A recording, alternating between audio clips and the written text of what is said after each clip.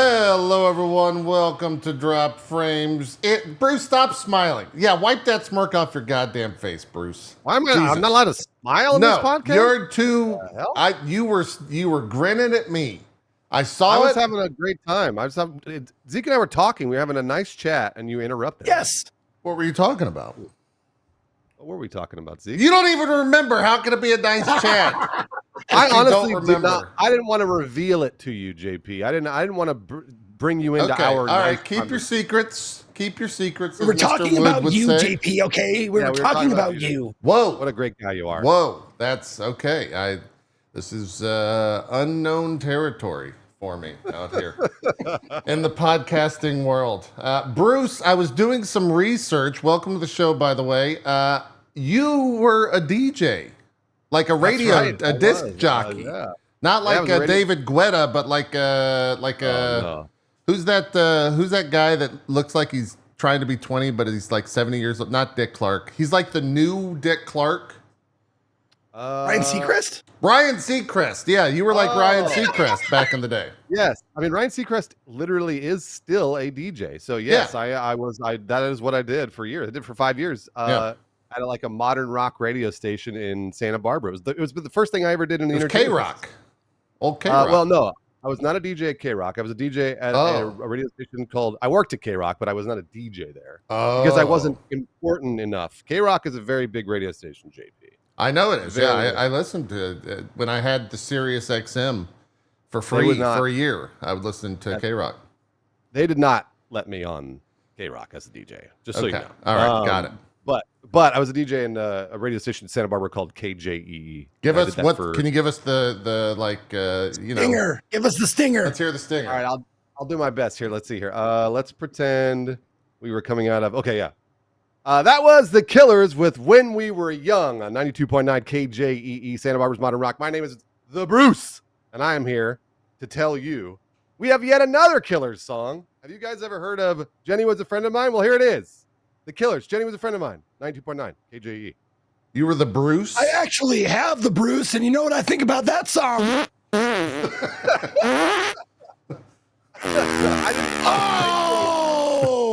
Thankfully, I didn't have like stupid sound effects and stuff. Like I was just a DJ. I just played music. It was great. I was a fucking great job, dude. Am I allowed to say F? No, you can't curse. This is a family. We have Cohh. Cohh doesn't curse.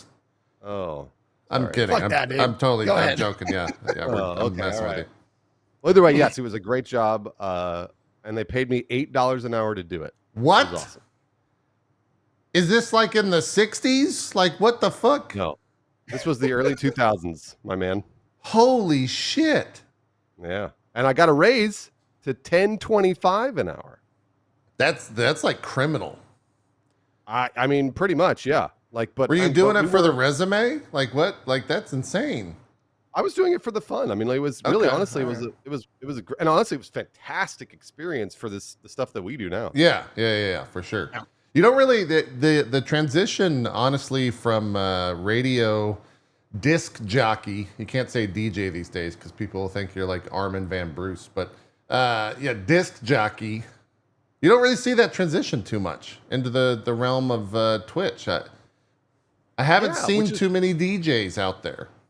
Which is weird because I feel like the stuff that we do is almost exactly. Yeah, it is exactly that. It's pretty much that. Yeah. It's weird. Well, anyways, welcome to the show. We're glad to have you. Thanks for having me. Yep. You've been, for people that don't know Bruce Greene, he's not only a local Southern California radio DJ, he's also been at the Funhaus. That's how you say it, right? It's not Funhaus. It's Funhaus. Yeah, it's the fun. I did my research there. At the old Rooster Teeth place, and now he's doing he's been doing his own thing for a couple of years here on Twitch and YouTube and hanging out with Sir Lawrence. You guys got a podcast together. That is it every week? Is it what's the frequency? Yeah, we actually do. We haven't done well, I guess it is sort of a podcast. We do a video game news channel, and we've been doing that for years. Yeah. And it's usually 2 to 3 times a week. It's called Inside Games. Yeah. And we just report on video game news. Whenever I watch Drop Frames, because I have watched this podcast before. Okay. I mean, you don't have to say that like you made a mistake. like that you're I upset accidentally about. clicked into it. You presented that like I have what it was like a little Shatnerian there. I've watched this podcast before. It was I just didn't want to. It was painful. I was perusing live stream fails, and I happened upon these three idiots talking about bullshit. I just didn't want you to get a big head, JP. Is really what it boiled down to. I've got a massive head. Yeah, I've got. It's huge. Yeah, hence why I didn't want to tell him we were talking nice things about him behind the scenes. Right. Thank you. Yes, exactly, Zeke. So I was watching Drop Frames, but you guys talk exactly about the same stuff that Inside Games does. Yeah. And I was like, wow, it would be cool if we ever collaborated. So hey, we did it. Yeah. I was gonna invite Lawrence on, but I didn't know what his schedule was. That would have been a good mix since we had the extra empty chair today. For those wondering where Cohh's voice is, he's in the lands between. Well, actually, I think right now he's he's back in the lands between. He was probably eating a hot dog, and now he's back doing lands between stuff in Elden Ring. So we'll talk about that in just a bit because I know me and Bruce have been playing it. Zeke, I don't think you've started yet, right? No, not yet. No. I fired up Elden Ring, and I got my character that my 100% achievement character, and I trucked my way to the egg with the arm. And I looked at it, I'm like, not today. Not today. Yeah, I get it. You want to savor it. Yeah. You want to savor it. Yeah. It's good. Yeah, exactly. Is Dark Heroes in my chat says Cohh needs to spend the next 3 hours buffing his character to get ready for a boss fight, and then he might join us. Which is definitely me making fun of Cohh's build this time around. Is that the way he plays? He goes and like farms runes for 3 hours and then is like, all right, I need to one shot him, and he does it. No, he's playing like a faith build. So he like before he goes into a fight, it's crazy. He's got like the Naruto hand signals and shit, and fucking like lightning is striking down, and there's like a giant consecration deal. But I think he's doing like every time he dies, he gifts 10 subs, so it's $50 a death, which is kind of costly. Right. So he's playing a little safe, which Well, it's not 60 yet. Why would it be 60? Price change. Yeah, price change coming up. Although, is it 60? Wait, is that actually live? That should be live, right? No. So the price change for tier 1 and 2 and I think only tier 1 subs goes up in less than a month, in like 3 weeks on Twitch. Oh, that's in July. Okay. And then but I have heard the rumor is that gift subs are not going up. I've heard that the gift subs there are $5. Now I don't know if that's actually true. Oh. But that was the rumor that I heard, and I was like, boy, that would be great. Yeah. If the only thing that went up in price were the tier 1. But yeah, people were actually like, pinching pennies. Like, I really want to sub it. Like, you could get a homie and be like, I'll gift you, you gift me, and that way we don't have to sleep with our heads in the mud. Yeah, maybe. Yeah. I don't know. Again, I'm not sure if that was just something I heard from chat. And as you know, chat is very reliable. So yeah, it could be. Who knows? It could be true. It could be not. Yeah. I'm not sure. We never really talked about the price hike on the show, to be honest. I don't know. I think it might have. Was that during E3 week when they like slipped that news out there that they were going to be raising the price on everything? Something like some bullshit like that. Yeah, absolutely. It's pretty silly. I just realized that. Yeah, we didn't talk about that, and it kind of went untalked about. I would say, at least in my social sphere. I think most of the streamers were like, it's $1. Let's move on. But then everyone else was like, it's 20% more. Like it's 20. What do you mean it's just $1? Like it's a 20% price hike. So my contention when I heard about this and I talked about it with my chat, my contention was like, they to be fair, they have not raised the price since it started. Yes, and it's been how long has the sub program been around now? 20 years? Yeah. 2012, I think 2012. Maybe late 2011 was some of the first. Yeah. I mean, that's not terrible that it hasn't gone up, for 12 years, like, and match, whatever's, inflation and whatever else is going up. Yeah. So like, it sucks, obviously. And I don't know if, I don't know if do you think we'll feel like an impact from that? That I don't know. I do know that at least in June, I've had a lot of people that have come in and been like, I'm getting my sub in now, or they're like trying to buffer it before the $6 hit comes into play.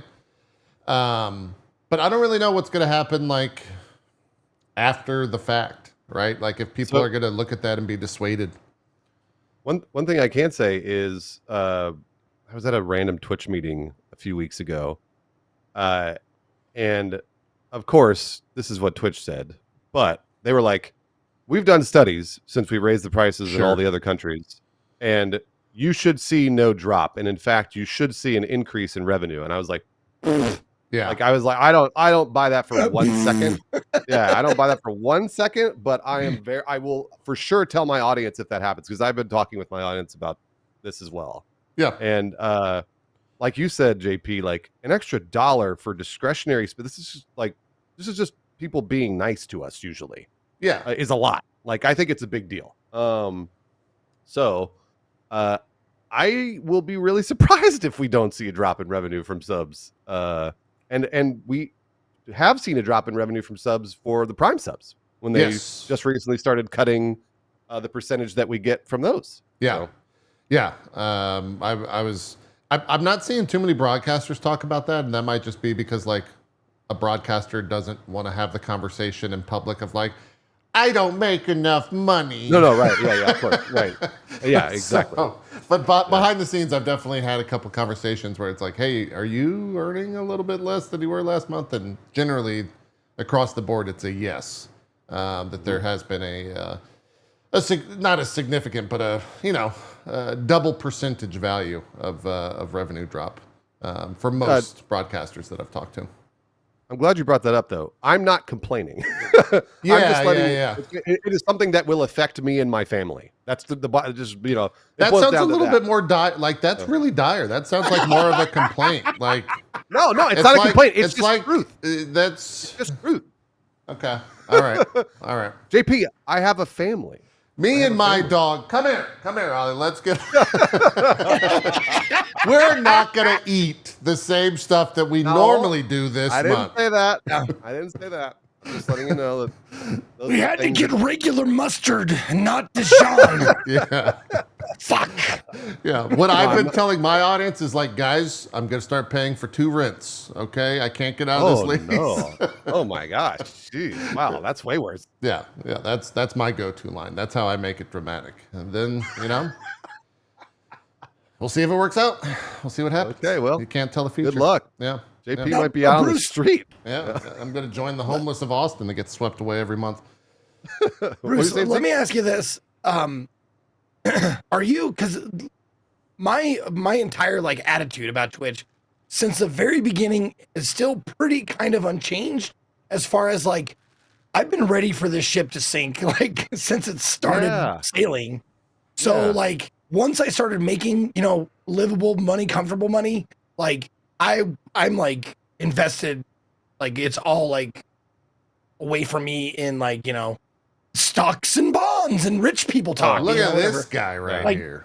That's what I'm saying. But I'm like, I put it away in places like just because I'm ready for this fucking thing to go down. But what about you? Are you like that, or you're like, we're cool? I'm not as Bruce lives in LA about it. It all goes to rent. But Los Angeles is. I mean, California for some reason it keeps getting more. I'm from California, by the way, and it keeps getting more and more expensive every single year. Jeez, like they just won't let up. Yeah. But regardless, yes, Zeke, it is not. That's why I say I'm not complaining, because it's something that I have to think about, but I'm not worried about it. If that makes sense. Like I have to be like, okay, well, I gotta, like if something changes, I got a budget, whatever. But I'm not like, oh my, like this is it. If they cut my Prime subs, I'm fucked. Like, no, it's like, no, I don't. That's not like you, Zeke. I am an adult, clearly, who is responsible, just like you. I don't know about JP, but clearly Zeke is very responsible, and so I've done the same thing as well. But again, it's just something like it's weird. This is something I've said a couple of times. It's weird to be on a platform, working for a platform and making them money for a very long time, just like you guys have been doing. And then for them to cut your pay. So Yeah. that's pretty much the opposite of usually the way it works in the normal working world. Right.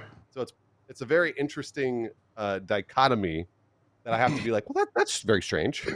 I don't know what to do about that. So Yeah. It's also the first time it's happened to our industry, right? Like we're living through the first of its kind. So I don't know. We'll see what happens. Which I say that way too much on this show, but it really is a case of like, I do believe Twitch will be in a different space, and it kind of always is changing, but it might be a little bit more rapid of like, instead of 6 months from now, I think that change might happen 3 months from now. To where you just kind of see what happens, see how it all shakes out. Well, and also, like being on this platform for so long, like we've been taught like a lot of the things that we think are going to just like ruin everything, ruin the site, ruin streaming, blah, blah, blah. Like none of that has like, there's only been like a few events out of the 100 that have actually changed anything like in a significant manner that we do. Yeah, like true. Like people were like, once we started allowing music, or I'm Twitch. Once Twitch started allowing music, artists, stuff like that, everybody was like, it's gaming. Yeah. You know, like, it's going to be, and nothing really, like, nothing affected anybody of any, you know, it didn't matter all that much. And, you know, that kind of shit keeps going. The only thing I can think of that really affected me over the years was Prime, was like them doing Prime sub. Like that was huge for all streamers. Oh, but like other than that, like it's just not, I haven't felt like anything momentous. Bits to a small degree, like Bits definitely, like, because before that we had PayPal, and the people who want to tip you will tip you, find a way, as long as you make it, you know, easy for them and shit like that. So Bits did give a little boost. The ad revenue that they introduced, like giving us, you know, the options, more money, blah, blah, blah. That actually, that did a little bit, but there have been, you know, 100 of other things that haven't affected us. So it's like the wait and see is like ingrained in us. Like, okay, this might fuck us out of the water. Like, I don't know what to do. But that's right. I guess I'll just wait and see like how bad it hurts. Is that a colloquial term? Fuck us out of the water? Like what? That is actually trademark. I have t-shirts with that. Ah, okay. So it's like your version of does the Pope shit in the woods? Yes. Okay. Exactly. Got it. I don't know why I said that. I don't know where it came from. Okay. No, I like it. I just had a question. I had to know. Anyways, any other, I was about to say, any other Twitch news? We're not going to talk about it. All right. But I'm just going to put that out there. And if you know what I'm talking about, you know what I'm talking about. If you don't, you're probably better off. You're probably better off. But yeah, that's all I got to say. I don't know if you guys want to say. That was a great monologue. That was a great monologue, JP. Yeah. I don't know if you guys want to add anything to that. I don't. You know what? I don't have anything to add. No, okay. I don't have anything. All right, great, fantastic. There are things I could add, but I'm not going. Yeah. I'm with you on there as well. It's just a trash fire, and I don't want to get involved. Yeah. Just an absolute trash fire. Apart from that, not much has happened. So yeah, unrelated. What are you guys feelings about like streamer hero worship? Like, does that does that affect you? Because it doesn't affect me at all. Like, no one thinks I'm a hero. Well, no, but you're right, Zeke. Like, I don't. So I say this a lot on my stream, actually, like almost once a week. I always say we don't do parasocial. So when someone comes in and says, "Hey, what? Have you talked to blank lately?" Or like, "Do you ever see this person?" Or like, what? I'm like, no. We don't. There's none of these parasocial things. Like, if I happen to talk about this stuff, great. And if not, no. Like, I don't. I would. Yeah. I say that I'm very, very clear. I am an entertainer. So when you come over here and you support me, you're paying for entertainment. And if you start feeling like you're getting attached to my life or attached to like who I hang out with or like what I do in my off time or whatever, pull yourself back. Yeah. I don't want any of that. And so your hero worship question is a very, very smart question, because like when what JP was talking about happens, then it's like I'm not surprised ever. Like I'm sort of like, yeah, okay. But I know a lot of people are like, oh fuck, like, oh no, like my whole identity's in crisis. It's like, no. Please don't attach your identity to me or JP or Zeke or anybody else. Yeah. Oh, exactly. Yeah. Exactly. It's a good way to handle it. I think me and Zeke have kind of handled it. Most people that I think we at least have conversations with handle it the same way as well. We haven't really gotten into the parasocial world, as it were. Well, it's a courtesy thing, It's honestly, it's a professional courtesy thing for me. It's like I would prefer not to be badmouthed in other people's channels, sure. And we don't. Me too. And I would advise people not to badmouth anybody else in my channel unless it's Cohh Carnage. Yes, very true. Very true. I pulled up Zach Busey's Twitter here just to read through, see if there's anything else we missed. I like this stat because it really just shows how fucking absurd this power-up thing is that they launched that we kind of discussed last week. 87%, according to Commander Root. Commander Root is who runs a bunch of different tools on Twitch. 87% of active partners have not touched power-ups. Wow. Power-ups are like the big emote or the like screen-wide celebration thing that they added, blah, blah, blah. 15% of partners set celebrations to 10,000 bits or don't use this, basically. Yeah. Which is what I did. And then 6.7% set the Giga emotes to 10,000 as well. So they're See, I don't mind the big emotes. That doesn't bother me all that much. But like, yeah, because like I'm one of those channels. Like if you pay like channel points, you can post like ASCII art, like whatever. Oh, yeah, sure, that kind of shit. It's fine as long as like there is something being paid. You can't just spam on my channel. You have to have been there for a while to earn the channel points to whatever. But like, it's kind of the same deal. Like you're paying for the big emote. However, being on screen, this is my real estate. sure. You are not allowed to do that. And it pisses me off that you can't fucking just turn it off. Just turn it off, yeah. That is But you can't? ridiculous. I actually didn't know you couldn't turn it off. There's That's no way crazy. to turn it off. That's the biggest thing that, like, that's where I'm just like, why? Like, Yeah, that's crazy. Just allow us to turn it off. If we don't want to interact with the product, we should be able to not interact with the fucking product. They're kind of like forcing it on folks and trying to like change the culture in some way. And most people will just ignore it. You can still turn off. You can turn off all bits interactions, right? I don't think you can turn off bits in your stream. I think you can turn off like bit alerts and stuff, but those are all third parties. So I also think this is all going with the same directive of why they're raising prices. It's because they're trying to get people to spend money. yes, So that's why you can't turn now. Obviously we know why you can't turn it off because they were trying to get you to spend money.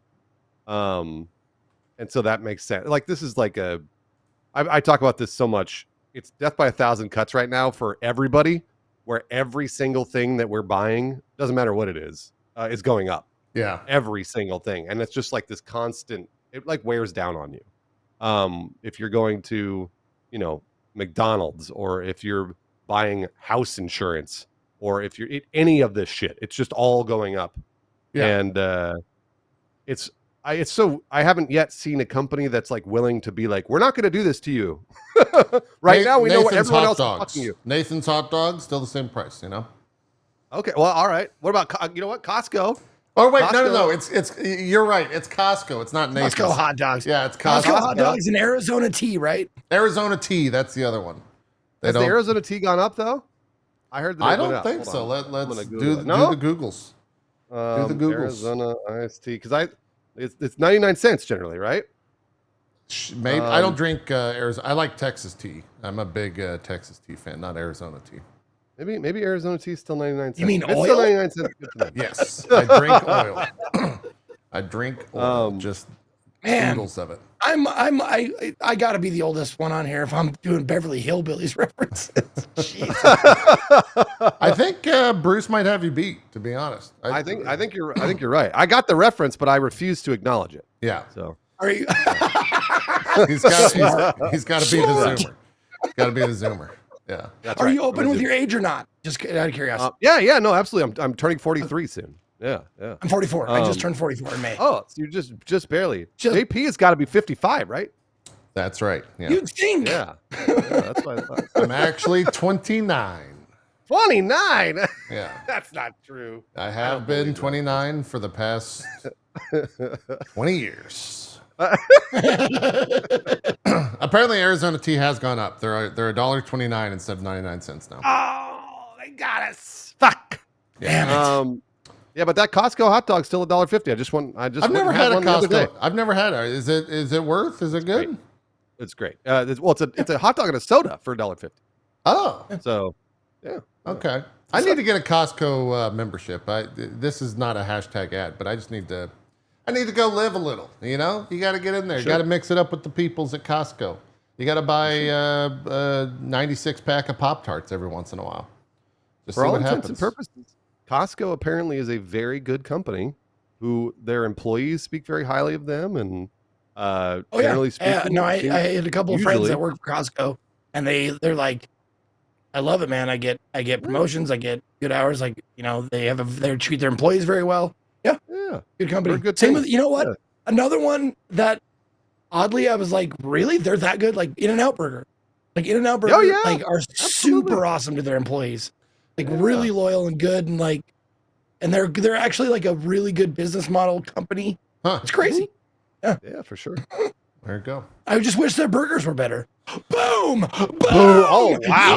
Yeah. Wow. All right. Wow. Get him. Yeah, tell him. We don't have an ad now. That sponsorship was revoked. Jesus Christ. Anyways, video game news. We sometimes talk about it this past week. Where are you at, Bruce, on your Nintendo fandom? Oh, I don't have a Nintendo fandom, but I will say that Breath of the Wild and Tears of the Kingdom are probably some of my favorite games of all time. I knew you were a cool person, bro. I could feel it from. You remember when backstage when I was talking to you and I said someone in JP's chat said we're going to be best friends? Off. That is off the table. What? Really? Zeke, you don't like Breath of the Wild and Tears of the Kingdom? Oh my gosh! How could you not? It's just a beautiful video game. Him and Cohh both. I've been in a fucking desert of Zelda well, I wouldn't say Zelda fandom because Zeke likes other Zeldas. He just doesn't like him and Cohh. Really? Are part of anti Breath of the Wild, Tears of the Kingdom fandom. Can I hear why? Can you tell me why? More so because of Switch.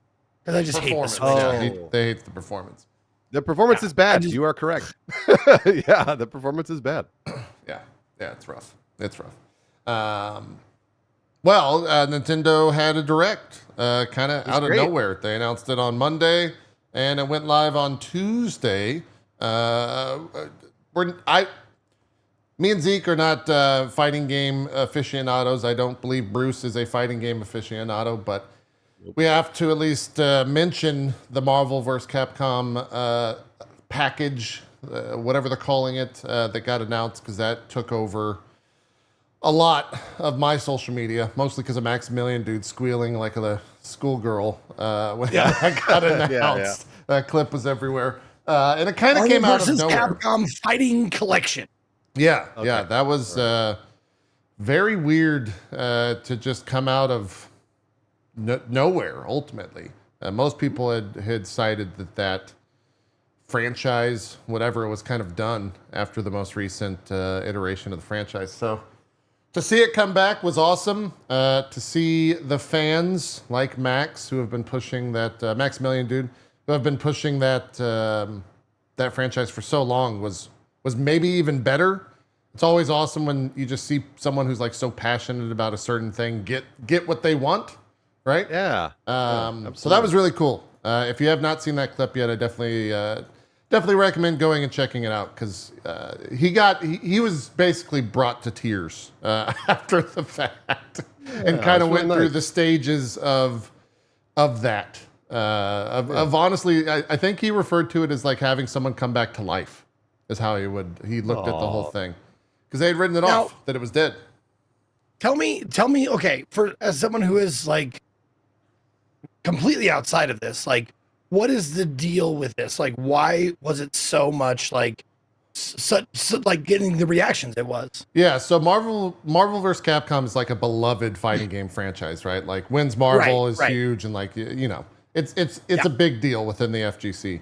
And the most recent version of the game, which is Marvel vs. Capcom, was oh god, it was so bad that I don't remember the name of it. Like the Infinite, that's the name of it. Marvel vs. Capcom Infinite was the I want to say like PS4 era version, and it just didn't do well. The fighting game community didn't like it. There's just a lot of issues with it, especially with like Marvel vs. Capcom 2 being such a beloved and like staple of the fighting game world. And because it did so poorly with Infinite, they basically just were like, yeah, we're probably not going to see this IP ever again, right? Like Disney and Marvel is massive now. The fact that this game failed is probably the nail in the coffin for the franchise. And I think they also just like never released it to where it could be bought ever again with Marvel vs. Capcom 2. Unless you had a physical copy from, you know, the Dreamcast era or whenever it was out, there was no way to purchase it. Apart from like a physical, like mini little arcade cabinet thing that you could buy. I think that was the most recent. And so because there was no way to purchase it and Infinite did so poorly, most people were just like, all right, the franchise is dead. We're going to write it off. And it had been pretty quiet since 2019, I think, 2020. It had been a while. Yeah. Dude, I just Googled like physical copies of Marvel vs. Capcom 2 on Xbox and PlayStation 2, Sega Dreamcast, like shit like that. It's upwards of $250. Yeah. Yeah. It's Holy hard to come shit! by. Oh my gosh! Yeah. Dude, Definitely I hard also, to come by. I also think a lot of people, myself included, because I'm also wearing a fighting game shirt. I just noticed that, yeah. And I am not part of the fighting game community. I got this at a Capcom panel years ago, and I just thought the shirt was cool. But Marvel vs. Capcom 2, I feel like we all, especially our people our age and maybe a little younger, played the arcade. Yes. Like I played Same. the arcade. We all have this really cool attachment to that arcade game because as an arcade game, it was awesome. Oh, yeah. And like I didn't give a shit about fighting games, but it was really fun to play. And I think maybe that's another reason why this sort of strikes the retro chord and the nostalgia chord for a lot of us is because we're like, man, remember all that fun we used to have playing this is in the arcade? In addition to obviously playing on all the systems and stuff. So. Totally. Yeah. So because of all of that fanfare, the fact that you can now, they don't have a release date yet, 2024 is all they said. You will eventually be able to buy it. It has online capability. It's got a training mode, and they've got like, you know, they're doing the right thing. It also has 5 other games with it as well. It's not just Marvel vs. Capcom 2. It's a collection. Yeah, might as well be though, right? Yeah, yeah. So that I think I saw like when this topic came up, I think I saw one person in your chat, JP, of all 3 chats because I have them all open. One person was like, Punisher! Yeah, there's a Punisher game in there in like the 6, which is just wild. Really, and that has co-op as well. It has online co-op, so sure. Yeah, and so now it's coming out. You'll be able to buy it sometime this year. And I would assume because of kind of the pop that it generated on social media and potential wish list and all that stuff, that this may be the precursor to a new Marvel vs. Capcom game, which with kind of the resurgence of fighting games the past really 2 years, Street Fighter 6, Tekken 8, like they're in a really good spot right now. Fighting game fans are. Now with all the companies moving around and stuff, has Capcom like bought any other IPs that they can put in there? No, I mean, Okay. I think at the end of the day, it really comes down like, does Disney want to do this? Right? Yeah, Like, sure. It's Yeah, you're they're absolutely right. Yes. they're pretty protective of their IP. And Capcom also, apart from all of their fighting game success, they're also just doing incredibly well right now in game sales, and pretty much everything they put out sells incredibly well. I think they said that Resident Evil 2 crossed like 13.8 million sales this past week. Oh my gosh. Resident Evil 2 remake, I should say, which like 2 or 4? 2. 2. 2, yeah. Resident Evil 2 remake is what I'll verify real quick. I mean, 4, yeah, because that was 4. 13.9 million units sold. Highest selling game in the series. Really? Yeah. 2? Yep. That's crazy. Dude, the remake was awesome. I mean, that kicked off I didn't their play entire... You didn't play... Oh, man. Have you ever played Resident Evil 2 in general? I mean, probably years ago. But yeah, but I don't remember it at all. So okay. The remake of 2 is great. Really? Yeah. Mr. X is a fantastic rendition in that version, and it's a blast. You should definitely check it out on your own time or on stream. It's worth it. So because of their success, Capcom, can afford the license that I'm sure Disney is going to make them pay if they do something Marvel related. And I hope they do, right? I would love to see another Marvel vs. Capcom to where they really actually make a good fighting game and not whatever Infinite was, because Infinite was just kind of trash. Oh, that's too bad. But we'll see. We'll see how it goes. What made Infinite trash? Out of curiosity. Just the systems that they used, I think people were upset by, like the games, the actual components to it. The fact that it was I think it was also 2v2 instead of 3v3. And so that was a little bit of a shift because MVC2 is 3v3. And I think people also fucking hated it, like graphically. Oh, apparently there was no X-Men in it? That makes sense. Yeah, probably because I bet you Fox had the licensing for X-Men. Yeah, that was like when they were in. That was during the Snyder era. Snyder era. Yeah. That's totally right. Snyder? Yeah. No. I know what you meant. Not Snyder, but Fox was running X-Men, and it hadn't changed over to Disney yet. Yeah. They hadn't owned. They bought those rights in like 2019, I think it was, or 2018, something like that. Something like that. Yeah. Why did I say? Oh, Singer. That's Brian Singer. Yeah, Brian Singer. Yeah, not Snyder. Snyder's the DCU guy. Anyway, sorry. Yeah, it didn't do well, Zeke, across the board. Okay. Characters, graphics, the systems involved. It was not great. And people also, even went as far as trying to mod it and add characters to it to make it good. I think that is where it's currently at. But what were we gonna say, Bruce? Lawrence says this a lot. He says Capcom's firing on all cylinders right now. They really, honestly, are making fantastic video games. Yeah. And I thought Dragon's Dogma 2 was so good. Totally. And it's great that they are currently. I mean, them and a few other developers and at Nintendo are the ones that they keep the staff and they keep making good games with the staff that they have, and there isn't crazy turnover like there are in Western developers, which is maybe why Capcom is really peaking right now. Yeah, they're crushing it. They're doing well. Yeah. Wild seems like it's gonna be another standout hit. Oh yeah, so absolutely. Yeah. So that was one announcement that came from the thing. Not necessarily the biggest announcement. It definitely had the biggest social media pop around us. Metroid Prime 4 Beyond was announced there at the end. I think it was 6 years since we had heard about that. I think it was. I thought it was E3 2017. I think was when the first reveal. Yeah. For Prime 4. So it was really exciting to see gameplay. I mean, we all knew who was developing this. It's Retro Studios, the same guys that made all the other Metroid Primes, the first-person shooters, plus the remaster.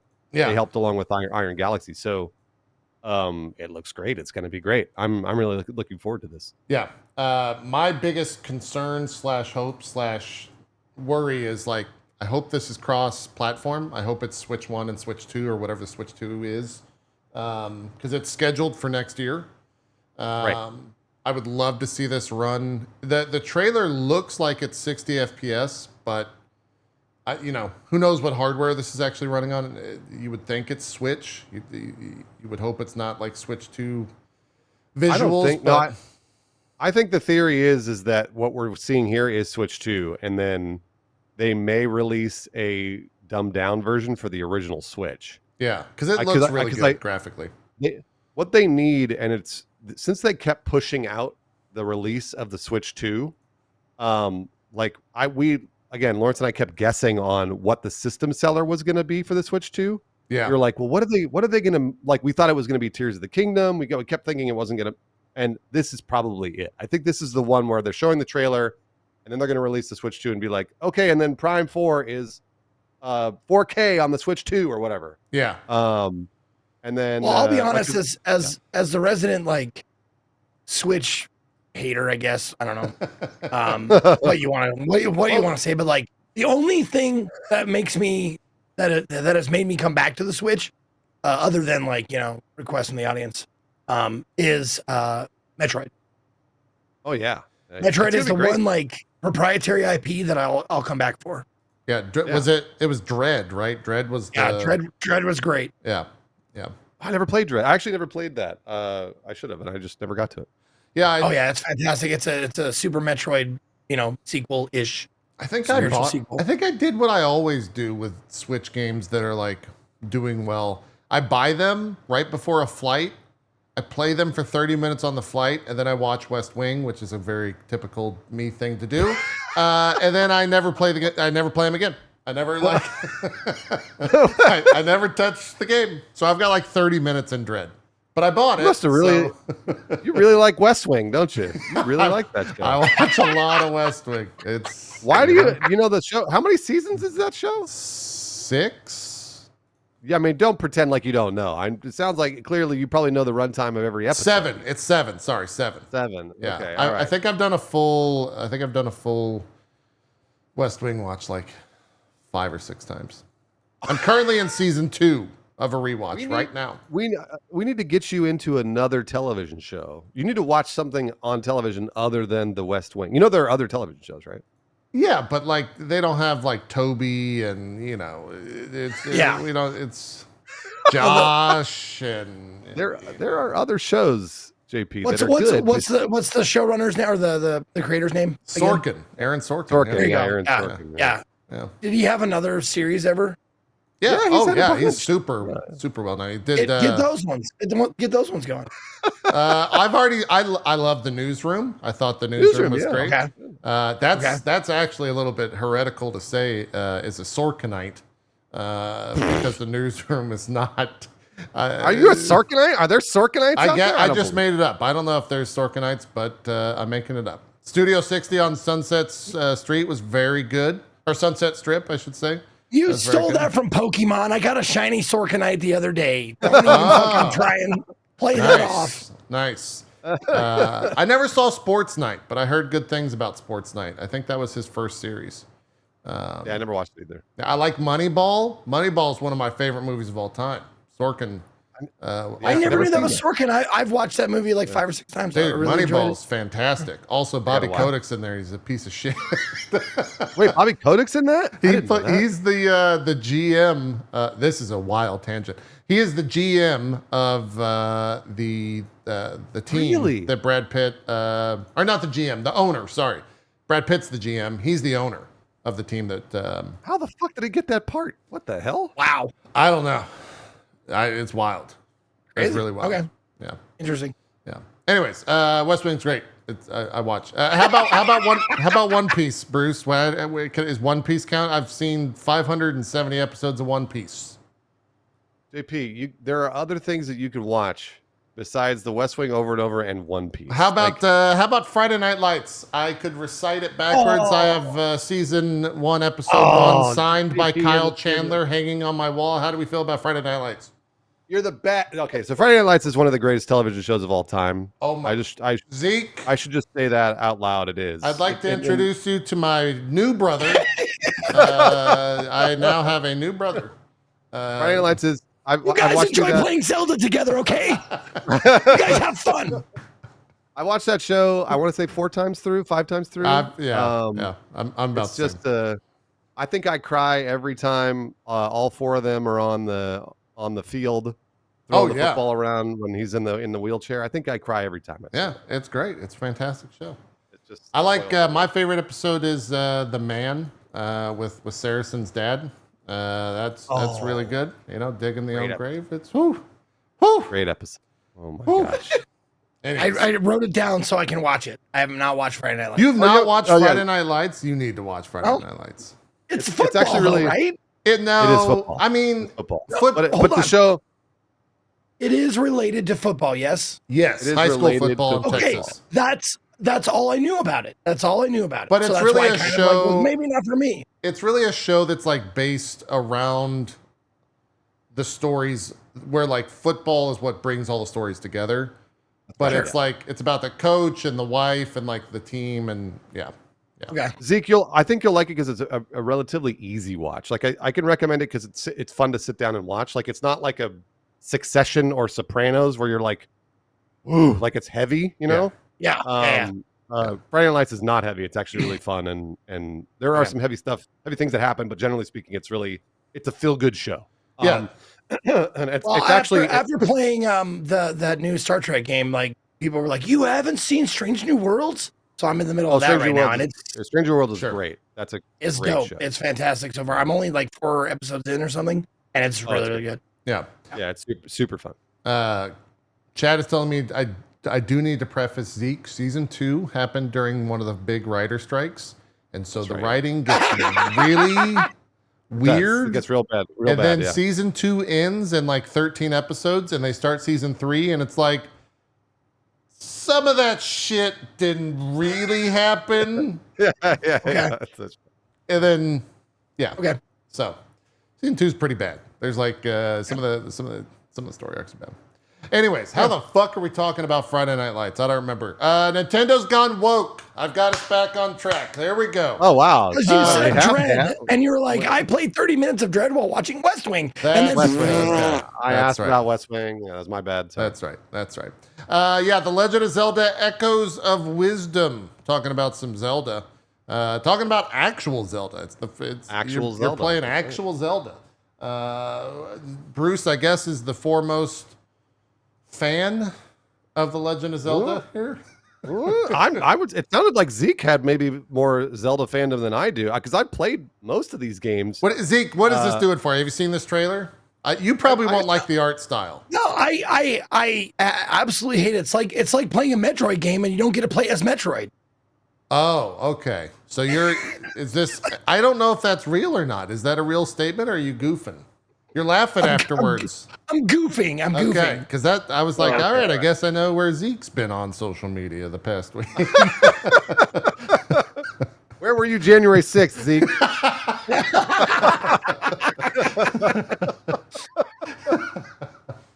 My official statement is I was out sick and I was there was no wrongdoing. That's my official statement. No wrongdoing had occurred. That's right. Exactly. Yeah, this is the first game you play as Zelda. And Yeah. it's awesome. She like clones objects. She clones like anything she can find in the world. It's really neat. Yeah,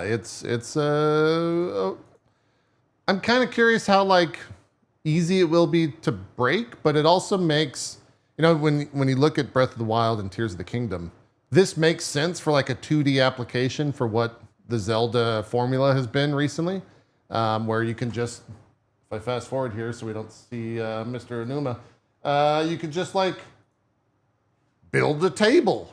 You learn the table echo, and then you can put a table on things and like jump up on them, and that's how you solve a lot of the puzzles in the games. So it's cool. I think it'll do just fine. I saw a lot of people that, and this is clearly what Nintendo's trying to do. I think with the most recent Peach game that they put out, and with this, I saw a lot of people that typically are not like of the Zelda fandom be like, "Oh, that looks cool. Yeah, I might check that out. That looks sure. I would play that. That looks fun." So it seems to be that reminds me a Nintendo little knows bit what of- they're doing. Yeah, it reminds me a little bit of like Scribblenauts. A little where, bit, like, yeah. Your imagination is how you overcome obstacles and stuff like that. Like, so you can, I love games like this where you can come up with tons of different solutions to one problem. Yeah, It's great. yeah. That is a good point. It's not a singular solution. Well, this is again. I feel like this is Nintendo's directive, especially with Zelda games recently, which is they want the player to be creative. They want the player to solve the problem the way the player wants to solve them, and they just want to give them the tools to do it. Yeah. I remember reading an article about Tears of the Kingdom because I am convinced whoever made Tears of the Kingdom it's like literal magic. That video game is literal. I don't know how they did what they did. It's like Same. there are only a few video games I played that I'm like Baldur's Gate is another one, and I'm like I have no idea how they made this. And Tears of the Kingdom was like that. When I was reading an interview with some of those developers of Tears of the Kingdom, and they were like, well, we had these problems we wanted the players to solve, and we like there was, we wanted them to build a car, and then we wanted them to build an airplane, and we knew that these are the things that we wanted them to do in the video game. And then we were like, you know what? Why are we doing this? Why are we making it so that they have to build this thing, have to build this thing, have to build this thing? Let's just make every object buildable. And I was like, that sounds impossible. Like whoever somebody like, and then they were saying it like it was just an obvious solution, and which is crazy to me. That's insane. Yeah. So that's what this new Zelda game looked like. It was like, well, wouldn't it be cool if the player could clone anything? Sure. I was like, that is really cool. Yeah, that's really neat. It is a great way to, I guess, approach design when it comes to just like finding the fun, which I think Nintendo is focused on for sure. But it for most people, I think you would look at that problem as like a developer, as a game developer, just be like, what the fuck? Like, Yeah, that's right. Yeah, yeah. like, what do you mean you go play Minecraft? I don't want to fucking build a new system. That's right. Where That's exactly everything right. is constructible. And, yeah, it's a little wild. It really is. They're on a completely different playing field over there in Nintendo. And when I read that article, that cemented it for me that the games that we play, generally speaking, are not made by the magicians at Nintendo. So yeah, it's true. They kept on rolling. This was one of the earlier games, a new Mario and Luigi game. This one's called Brothership. I want to say I played the first Mario and Luigi game, but it has been a very long time since I played it. Because it was like a DS game, if I recall correctly. It's been a hot minute since I've dove into that. It was a Game Boy Advance. Okay. Even before. But I think this like rounds out all of the Mario RPGs that have existed in terms of all the franchises with like Paper Mario and Mario RPG. I think this was the last one. So looks cool. Looks like it'll be pretty much what that first game was, except, with the graphics that the Switch can do, which is kind of what you expect these days from Nintendo dealing with that hardware. I saw a tweet where it's like AAA devs are like firing everyone, and budgets are crazy, and then Nintendo's out here like putting games out on 7-year-old Android software hardware. they're like selling like hotcakes, and they're selling millions and making billions. So yeah, it's just it's whatever. true. It's pretty wild. It was a funny way to look at the industry, and kind of a true one, to be honest, with how much you see the budgets for AAA games here. And it was like, yeah, let's just do another one of those. Make the Mario Brothers cute again. Make them dance and do some RPG stuff. People will buy it.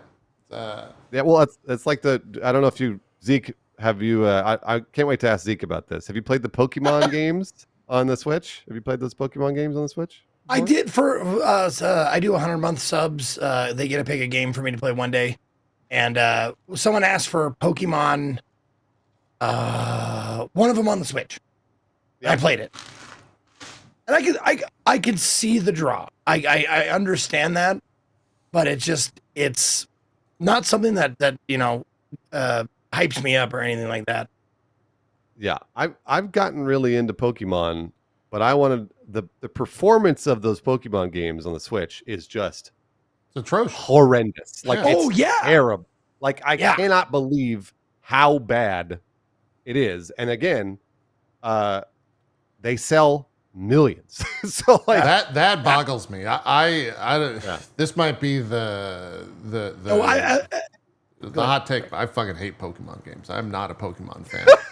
I've tried, and maybe it's because I never played the originals, where the nostalgia factor comes into play, I think, for a lot of the current Pokemon fans. But like the most recent two releases, was it Arceus or Arceus or whatever, and Yeah, the other open one world before yeah. that were on the Switch. I was like, all right, this is the one. I'm gonna try to understand the Pokemon fandom, dude. That I could no. I like couldn't. I was bored to tears. It ran like shit. No, it was funny because you brought that up, and when I was playing it, I knew going to the Switch to play the game. Yeah, I was like, I gotta like, put my indie game eyes on because like, my indie game blinders. Like, okay, let's pretend that this is an indie game and let's forgive all the graphical shit. sure. But like, you could absolutely see like obvious corners being cut of like what they wanted to do and what the Switch could do. It was like they'll stop moving in the background. You can see it. They stopped moving Totally. because they can't handle it like hardware wise. Yeah. Yeah, I feel like there's no excuse for that. Because Pokemon is the largest franchise to have ever existed. Right. It's So, the like- biggest IP in the world, right? Or something like that.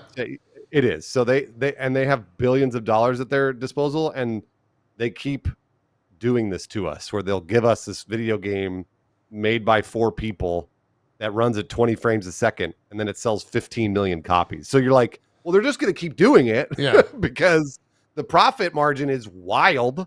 But it's just like, but this is, in my opinion, the worst part of the Switch and the performance of the Switch are these Pokemon games. And I don't know. Who knows if they'll get better on the Switch too? I don't know. I'm not sure. God, yeah. Who knows? Who knows at all? It would be a little bit. You were talking about Metroid 4 or Metroid Prime 4, I should say, being the like headliner for the Switch 2. That would be a little bit surprising if that were the case. I feel it's such especially for Nintendo, it's pretty niche, right? Like I think that's why it took so long to get that out to begin with. They would call it like a hardcore game in their neck of the woods. So I wonder what else there would be if they're planning some sort of like Pokemon title or a Mario or Zelda title or what for the big software release to get people to buy that new Switch. But There's usually we'll see. Usually a mainline Pokemon that will get at the end of the year. I think you usually get like one a year. I want to say. Yeah, something like that. And then the Mario and the Luigi. I don't think that's the Mario game that they're going to release. Like that's not their big Mario game. I want to say that they're probably going to have one for Switch 2 in March of next year. I assume. Yeah. So that would make sense. And then there was a bunch of other smaller announcements within that the 40-minute Nintendo Direct that they had on Tuesday. All in all, pretty good show. I think fans are pretty happy with everything that came out of there. With the Marvel vs. Capcom news kind of taking the lead for the social media pop, and then kind of for different reasons, I should say, that Zelda game taking social media pop for Nintendo as well, and the whole like Nintendo's gone woke situation. So yeah, I guess the Dragon Quest 3 was also shown. They're doing like the 2D Octopath Traveler remakes of. I think it isn't the Dragon Quest story 3-1-2 in terms of how they flow out narratively. I have no idea. Something like that. No clue. So I think that's how they like announced it, was that they're redoing 3, 1, and 2 in chronological order, story-wise, narrative-wise. Oh, okay, all right. But Got yeah, it looks cool. It looks, if you've seen any Octopath before, it looks like that. And I think it's a smart direction for Square and for Nintendo to go out with for those. What else is there? Square Enix at the beginning of the year talked about AI use. And now, 2 days ago, on June 21st, the CEO was in a shareholders meeting and put out some remarks that suggest, quote, they might be changing course. AutomationMedia.com is reporting this. when someone, an independent reporter asked, and he responded and said, AI itself has tremendous potential. However, there are also many risks involved. We have introduced a flow whereby AI-related tools are used internally only after being properly examined. He would go on to explain that Square Enix is proactively utilizing AI technology in fields unrelated to creativity to boost the efficiency of its operations. I think that's maybe the most important thing for fans is that they don't want AI taking over like the creative aspects of game development. He would also say that he is aware of the matter being, quote, extremely delicate, end quote, and that he will stay in tune with public opinion going forward. So I guess that's a win. You can put that in the win column, that they're not going to just outright use AI for all of that stuff. But we've talked a lot about AI. Bruce, do you have any hot takes on AI in game development? Where's your stance on it? Oh man, AI is trash, guys. AI is just the worst. It's the worst thing in the world. Like, I love people talking about the future of AI. What do you got, Zeke? Oh, AI bad. You got me Yeah. mirrored, JP. Oh yeah, it's mirrored. I do. Yeah, sorry. I said AI bad. Yeah. Here, I'll fix AI it. bad. Yeah, I'll fix it. you can say AI. there you go. AI There we go. There we go. AI bad. Well, Yeah. it's funny because I think the applications of AI are awesome, right? Like, I'm like, oh, I can't wait to see AI make our lives easier. I would love to see it, but it's like every time that I see anything made by AI, I think of those really stupid videos on YouTube of like dumb robots doing dumb things, like the ketchup robot spraying ketchup everywhere, and like a trash can robot trying to pick up a trash can, demolishing it. That's what AI is right now. It's like it can't do anything right, literally nothing. And like everyone's like, we're gonna make movies with AI in a year, and I'm like, that's bullshit. Like, you've seen like people with 6 fingers and the text is garbage and like it's weird. Like, it's always bad. Now I know, again, I know the tools are advancing, but I have yet to see any actual application of AI that I could use in my everyday life to make my job easier. Now, I know I have a creative job, so that's not easy. But for me specifically, I have yet to see it. And I know everyone's like, oh, it's good. You can replicate voices and you can do all this other stuff. And I've heard that, but it doesn't sound real. It doesn't sound like us. Still improving. Yeah. So, Yeah. they'll get there. They'll get there. Yeah. If you use DLSS, I mean, that's quote unquote AI, right? Yeah. With NVIDIA stuff. But yep, I think you're in like-minded company with that whole thing. We've discussed a lot of AI, so I don't want to jump back into the topic, but thought it was worth bringing up, especially because everyone, like I said, in January when Square announced that, was like a triumphant, like, fuck. Like, fuck. Like, Square is going into this full-throated, and it's just not going to be good. It's not going to be good. Yeah. Do you have a command in your chat like you used to have for VR, or maybe you still do? Oh, like no. We do have a warning command for AI conversation. I do not. We do have a VR thing. Maybe we should get an AI command. Might be good. I'll get ChatGPT to make one for us. We'll utilize that. Warming. Morming? What? Warming. Artificial intelligence. Combination coming. I think Zeke just had a stroke. Or he's Chat GPTing. I use Chat GPT to write my script today. Yeah, maybe so. I thought this was a fun conversation at Summer Game Fest. A senior Riot developer of Riot Games said that the League of Legends player base, PC Gamer wrote about this, is getting older with fewer newbies jumping in. The quote was, candidly, it's not the same situation it was 10 years ago. But he went on to say it's not inherently a bad thing. They aren't getting new players. They're not, you don't see people excited to be like, I think I'm going to try that League. Everyone knows what League is, right? Yeah. Every motherfucker knows what League of Legends is. And most people stay the fuck away from it. Yeah. That's right. It's telling that it's funny that statement is funny. Like, I think I'm going to give League of Legends a try. It's like, I think I'm going to give horse polo a try. Like, what? Exactly it. Yeah. Yep. And now I say this as someone that dabbles every once in a while in the old League. But it's 100%. Getting new people into League of Legends is fucking tough. But also everyone already knows about it is the other thing. So it's a little bit of a double-edged positive sword, if anything. He goes on to say the full quote, candidly, it's not the same situation it was 10 years ago, where you're in middle school or high school, and League is the game everyone's talking about, that everyone's playing. There's a lot of other games that we're competing with now. Obviously, he's mentioning things like Roblox and Fortnite in that statement, as well as things like Destiny and World of Warcraft. And he says, we're very cognizant of the improvement that we need to make moving into the future. When League first launched, we saw very, very few players that all play ranked. It was all normals. And it was just experiential, learning the game.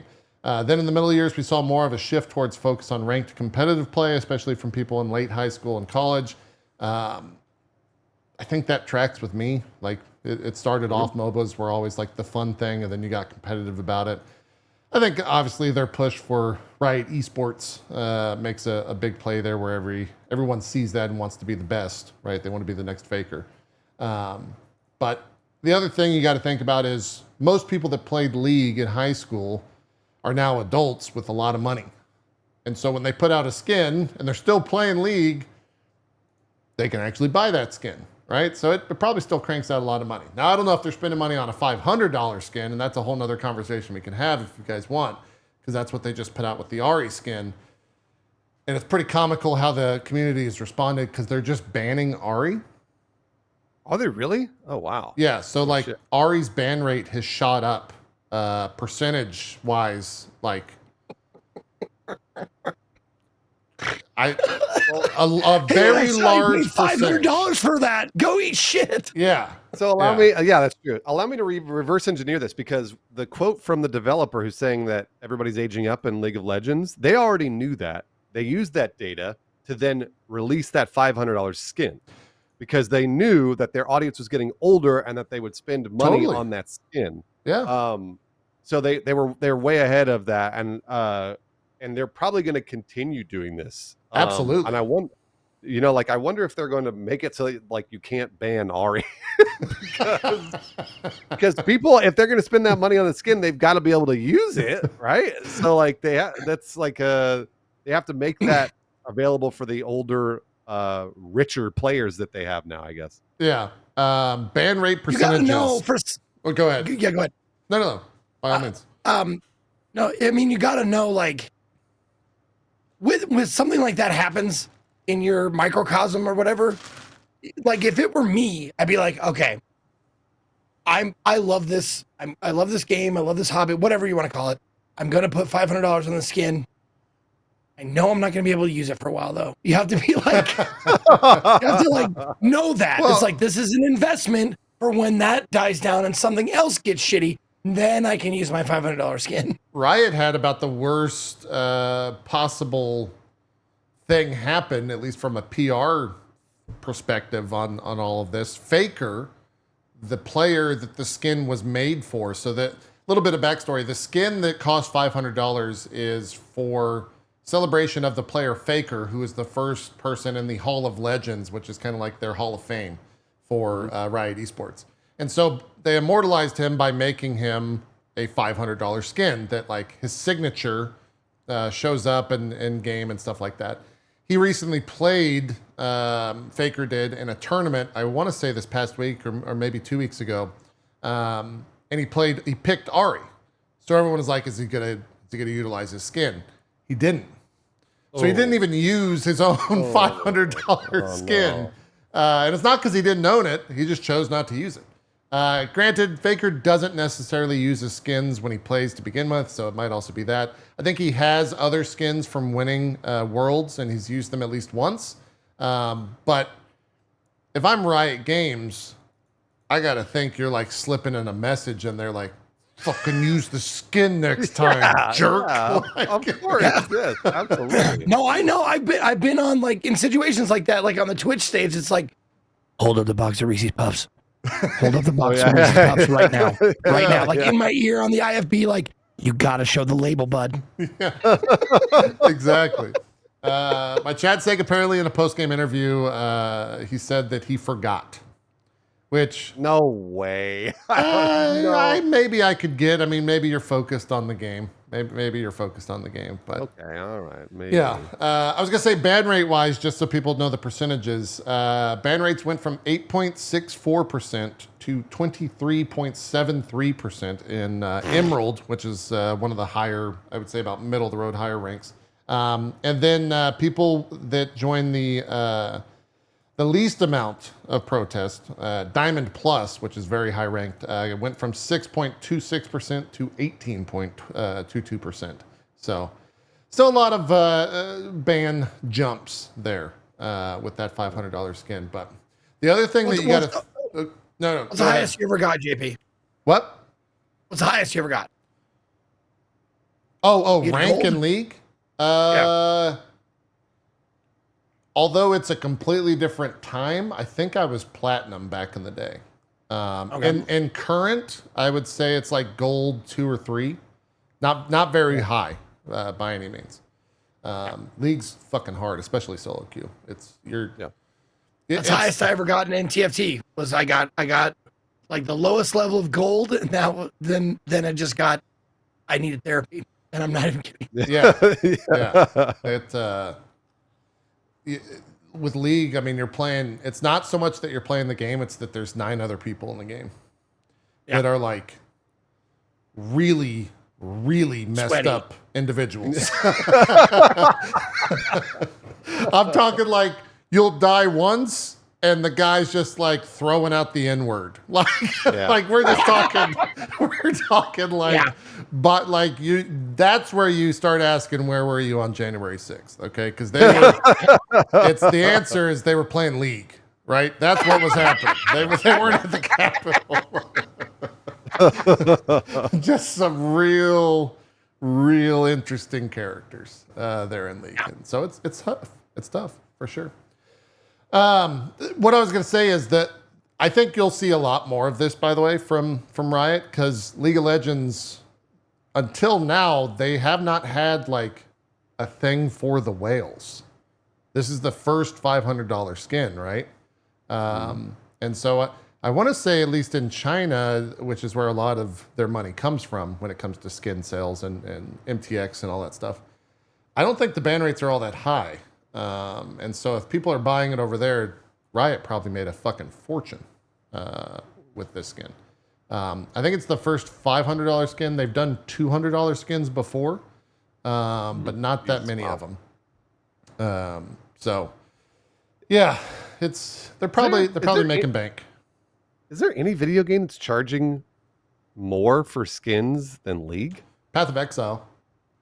Oh, really? Are they charging like those, like they have the whale skins, the $1,000 skins or whatever? The most that they do is $500 packages like once a year. I don't own any of them or anything. Valorant is also pretty pricey. Star Citizen's also very expensive as well, but those are like, very popular cases. Yeah, but Star Citizen is like, I mean, I'm not gonna justify it, but at least you can fly the thing. Like you can. It's a actual thing you can use in game versus a skin, which is just cosmetics. So yeah. POE. That's the one. Oh wait, hold on. So what you're saying, Bruce Greene, is that you're cool with pay to win? Is that what are you saying that right now? That's not. Star Citizen's not pay to win. Quote him. That's not pay to win.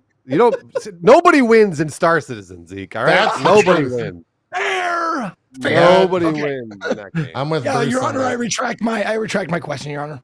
I played hundreds of hours of Star Citizen. I love it, but holy fuck, it's just a nightmare. It's an absolute nightmare. Yeah. No, but when you think about it, like people say like how ridiculous skin costs $500, yada yada yada. But like, how much? Like, think about your favorite hobby or love or passion or whatever. How much have you spent doing that passion? Yeah, and that's the thing. Like, if you put it in like context. Like, I remember when I was into paintball and I spent probably $1,500, like, while I was, like, into paintball for, like, a year. I was into it. And then I stopped playing. But I spent quite a bit of money. Yeah. But guys, don't you feel bad for people that League of Legends is their passion? Don't you feel bad for them? Yeah. No, Yes. Yeah. All right. I mean, well, if you go, I would say, as someone who's dabbled in League, like I said, some of the worst times of my life were when I was doing, playing a lot of League. I would say. Okay, coming from somebody who had, I was pushing up against a gambling problem. Yeah. As someone that's had a gambling problem, like, I get it. Yeah. Yeah. The joy of victory when it happens is just slightly less. And I'm gonna say this: the joy of defeat, because sometimes you love your own misery, like you revel in that misery somehow. Yeah. And that's being a gambler. It was the same kind of feeling that I get from like League players. It's like losing has some sort of like chemistry in your brain that makes you like it's not joy, but it's not a bad thing that happens. Yeah. It's very strange. You honestly are butting up against a topic that people have been talking about for years and years and years, and video game designers are actively doing. They call them dark patterns. And they include these in mobile games and gacha games and things like that they know scratch that itch. Yeah. For people that have an addictive personality, or people that have had trouble with gambling or alcohol or whatever else. And that kind of stuff is what I played all of like, I don't remember. It was one stream and I don't even think it was a full 8-hour stream like I usually do. And I was like, I played Genshin Impact.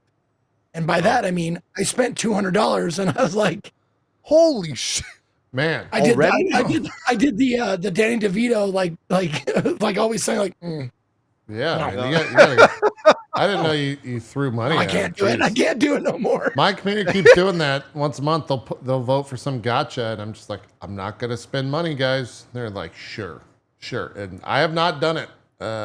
Even with Honkai, I probably put 50-ish hours into Honkai Star Rail, and I've never spent a single cent in it, which is a rarity. I'm the like outlier, I would think, within that game. My community knows that I don't spend money on anything. So like, because I played Overwatch for years and years and years, and I never bought skins. Because I don't care. Loot boxes. I don't give a shit. The only thing I will say is I have been spending money on the war bonds for Helldivers, because to me it's content, and right. I like, because there is cosmetics obviously, but then there's also like guns and stuff that are fun to use. That I'm like, oh, I'll try their new guns. So like, to me, I don't mind spending money on actual content. Cosmetics, though, I could care less. So I'm kind of the opposite. I'm opposite of Zeke, where like, I'm sure if I streamed it for 8 hours or whatever, if I streamed Genshin, I'd be like, cool, I get it, and then move on. I wouldn't spend $200 in 8 hours and be like, never again. Well, there's also the content creator thing where like people want to watch someone spend money, right? They get off on someone else spending money like they have spent money. With pulls and whatnot. So for sure. I get it. Yeah, I understand why that occurred. Hey, speaking of money, you guys want to see the EA executives' earnings for the past couple of months? No, I don't. I already know what it is. Let's get happy, everyone. Woo! No. They earned $60 million in 2024 despite layoffs and office closures. CEO Andrew Wilson, AKA what do I call him from the Matrix? The Merovingian. That's who that is. He is. Yeah. He really does look like him. He's the Merovingian. Yeah, he earned almost half of that total in 2024, coming in at a shit ton of stock. $20 million in stock. His base salary, it was $1.3 million, just like it was last year, but stock was up pretty hefty percentage there.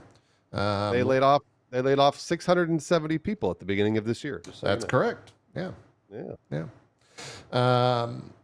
The other outlier on here is what happened to old Chris Suh? Because he, I guess he got let go, but his exit package not great. He went from 6 to 8.6 to 1.92 in 2024. Hard times out there for the former CFO of EA Games. I don't know how much he worked in 2024. it's saying, I don't know when he got laid off or let go or left or whatever happened to him. But he only cashed in 1.7 million of those stock awards. Poor him. What a sad man. I know. Yeah, he's out there begging in the streets, just having a tough go.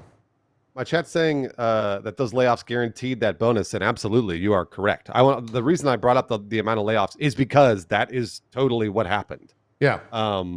I've been in a scenario a couple of times actually where I was able to be a firsthand observer at a company where I saw someone pose the question, do we lay off this many people or do we give these people raises?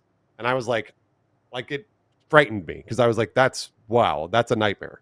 I couldn't believe that people were having that conversation about people's jobs. And it's kind of like, because I'll see people be like, oh, this is conspiratorial. They would have made that money anyways. And that's totally not true. Yeah. This is 100% not true. Like this, they are making more money because they laid people off. And it's the worst. Yeah. So. Yep. I think it's just that there's no, I don't have any news on this. It's just, this is what they earned in 2024 because it's fucking crazy. It's absolutely nuts. Is being CEO of a big company like that, like you live long enough to see yourself become the villain? Like, is there anyone that can be CEO without being a villain? Yeah. I mean, in a lot of ways, it does demand villainy to do what you, I guess, I don't want to say have to, but do what the company demand, what the shareholders demand, right? Which is money. At the end of the day, the shareholders want money. And unfortunately, money a lot of times does not come with morality attached to it. So that's right. Yeah. Yeah. Especially, if you're a CEO of something, like you have a board to answer to a lot of times. If I have that correct, like, they can vote you as long as you're public. Yeah. Public. Right. Company. Well, totally. they vote you out. They vote you out because you didn't make enough money. So that's what I'm saying. That's why you do these things. Yeah. Right. Yeah, exactly. And that's the worst part. I mean, like the more that I read about this stuff, especially now in 2024, when the companies are publicly traded, that's the real issue because these publicly traded companies have to have the line go up. The line always has to go up, regardless of what their business did. And the privately traded companies are usually the ones that we can be like, when we were talking about In-N-Out before. In-N-Out's a privately traded company. Not privately traded, privately owned. And they can do whatever they want. Like, it's like, well, if they hit a profit margin of 5% or 20%, it's like, doesn't matter. Either way, we're still paying our employees. The business is still moving. We're still good. But a publicly traded company has to hit a specific profit margin, has to hit these growth metrics every single year. And that is so bad for people's jobs. And again, I've also heard, I'll even devil's advocate a little bit and say, publicly traded companies have been dropped into your 401k. They've been dropped into your retirement plans, your pension plans, et cetera, et cetera. That's why the line has to go up.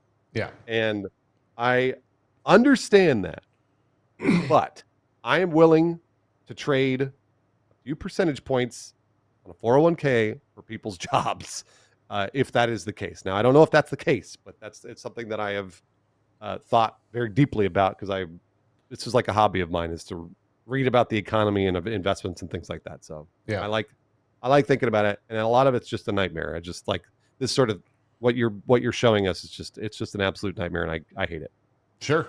Yeah. And this is not the outlier, right? Like, I'm sure if you looked at most companies, they're going to look like this, maybe even, more, quite possibly more, to even, up that percentage some in the verbiage. But well, speaking of someone like, and this just, I don't know why this just hit me just now and hadn't hit me like I have like a portfolio, which is, still weird for me to say. Like, I have a, portfolio of investments that I have. And when I talk to my financial manager and he says like, okay, we're going to drop this one because it's not doing so well. And that, like, I'm part of the problem. And that really like fucks with me now. Like, yeah. Yeah. I'm a shareholder, but I don't look at them as like, I look at the percentages because I don't think about the company that I'm investing in, you know? Well, and everything you just said, I mean, I do it too, but everything you just said is exactly why the companies are so focused on profit. Because if not, exactly what you just said, they get dropped. Right. Yeah. So they're like, I think a lot of people don't actually consider that to be the case for these publicly traded companies because they're either not interfacing with it or they have someone that is and they just don't care about it. But yeah, that's why, right? Go look at EA stock over the past year.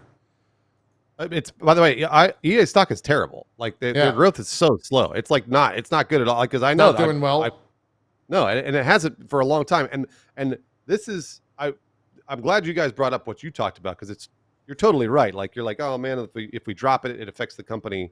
But also, EA is paying their executives shitloads of money that they could invest in talent to then grow the company. So like there yes, you can mismanage a publicly traded company. Like not every single one of these companies is managed perfectly. And that's one of the things that I have been shouting from the rooftops is that there is a way to say we're going to pay our CEO 30 or 40% less and then invest that money instead in not laying people off. Or like a good example is actually Tim Cook at Apple took a pretty hefty pay cut. And I don't think they had as many layoffs as they would have because he took a major pay cut. And that is a thing that you can do to, preserve your workforce and preserve morale and make better stuff. Yeah. It's true. It's we'll see more of this, I'm sure. Hopefully not too much. You've definitely like put like this conversation has definitely put me in a position where I want to talk to my financial guy and be like, can we invest in stuff that won't make me feel bad at night? Yeah. I mean, totally. He's going to reach through the Zoom call or reach across the desk and punch you. Because no. Yeah. No. If you, man, that's morality and investment is, those are two things that are just constantly. They are. Yeah, is it that whole like no one's innocent under capitalism kind of thing? Yeah. Right. Yeah. No ethical consumption under capitalism. Zeke, if you ever want to chat about this offline, I'll happily talk with you because it's something that I think about all the time. I'll bring the tissues. If you ever, no, really, truly, because I really do think about it all the time. And also, now obviously, yes, he's a billionaire, but Warren Buffett is somebody who I think has a conscience and does try and invest in companies that aren't necessarily the devil like EA. So again, there are varying levels. Do you have of like a list of the devils that I can uninvest? I mean, I can tell you the companies that I would be like, holy shit. Because like generally speaking, oil companies, not the greatest. Not the greatest. Like tobacco companies, generally not the greatest. Okay. But like there are lots of other, I mean, Volkswagen over a few years ago was sued because they had been forging pollution documents. I remember that. For years, like they were just doing it knowingly. I mean, we don't even want to talk about Boeing. No, Boeing. Boeing literally said, man, Boeing literally had their CEO last week where it's like, yeah, we've disappeared a few people. And it's like holy shit. Yeah. They're just saying that, man. I know. It's just so again, there are lots of things that, and when you by the way, if you're invested in Boeing or whatever and you hear about this, then you can pull your investment out and be like, all right, well, I don't want to invest in this company anymore because I found out really terrible things about them. Yeah. So you just have to be an active investor. Portfolio is rougher because then you just sort of like hand someone your money and then they manage it for you. I don't usually do that. I usually manage my money on my own, which is, by the way, a lot harder. Oh, so you have to be on top of your shit nonstop. Yeah. Yeah. And you don't, so that's not for everybody. But I like to think about it and it's fun for me. It's a hobby. So, So if you ever want to talk about it, Zeke, please let me know. I would love to. Okay. There you go. Okay. There you How go. much is it? How much is a consult from you? Is it ridiculous? It's free. It's free. Oh my god! Is it free that's with an totally asterisk, affordable. or is it like free? No, it is. Here's the thing. How could I possibly charge you for for helping you with ethics in capitalism? How can I do that? Oh, that's pretty good. That's pretty good. Oh man, got you up against the wall on that one, huh? Yeah. Okay, I couldn't do it. I couldn't do it. Yeah, that's true. That's true. Oh man. That's great. All right, keeping with the news, Todd Howard was on a hour-long interview with the YouTuber Mr. Matty Plays, and basically said we don't need to rush the next Fallout game. The full quote is, "For other Fallout games in the future, obviously I can't talk about those right now, but I would say sort of rushing through them, or we need to get stuff out that is different than the work we're doing in 76, you know. We don't feel like we need to rush any of that. Right now, the Fallout TV show fills a certain niche in terms of the franchise and storytelling. I totally get the desire for a new kind of mainline game, single-player game, but those things take time. I don't think it's bad for people to miss things as well. We just want to get it right and make sure that everything we're doing in a franchise, whether it's Elder Scrolls or Fallout or Starfield, that those become meaningful moments for everybody who loves these franchises as much as we do." I think that's a completely reasonable take. I'm glad that they're not like trying to rush it out. It sucks for Fallout fans that 76 is the thing that you're going to be playing. I will say, from everyone that is playing Fallout 76, they're enjoying their time with it. Like it's not the worst game in the world anymore, like it used to be when we first talked about it. But yeah, it sounds right. It feels like they're not rushing it. That's probably the right thing to do with that IP, given the success of the show. You'll probably get season 2 and probably 3 out before we even see footage of the next Fallout. Does that sound about right? The show might even be done by the time the next Fallout comes out. We'll just have to watch and see where that goes. But that, All right, call that it makes now. sense. Call it now. Predictions. How many seasons does the Fallout show last?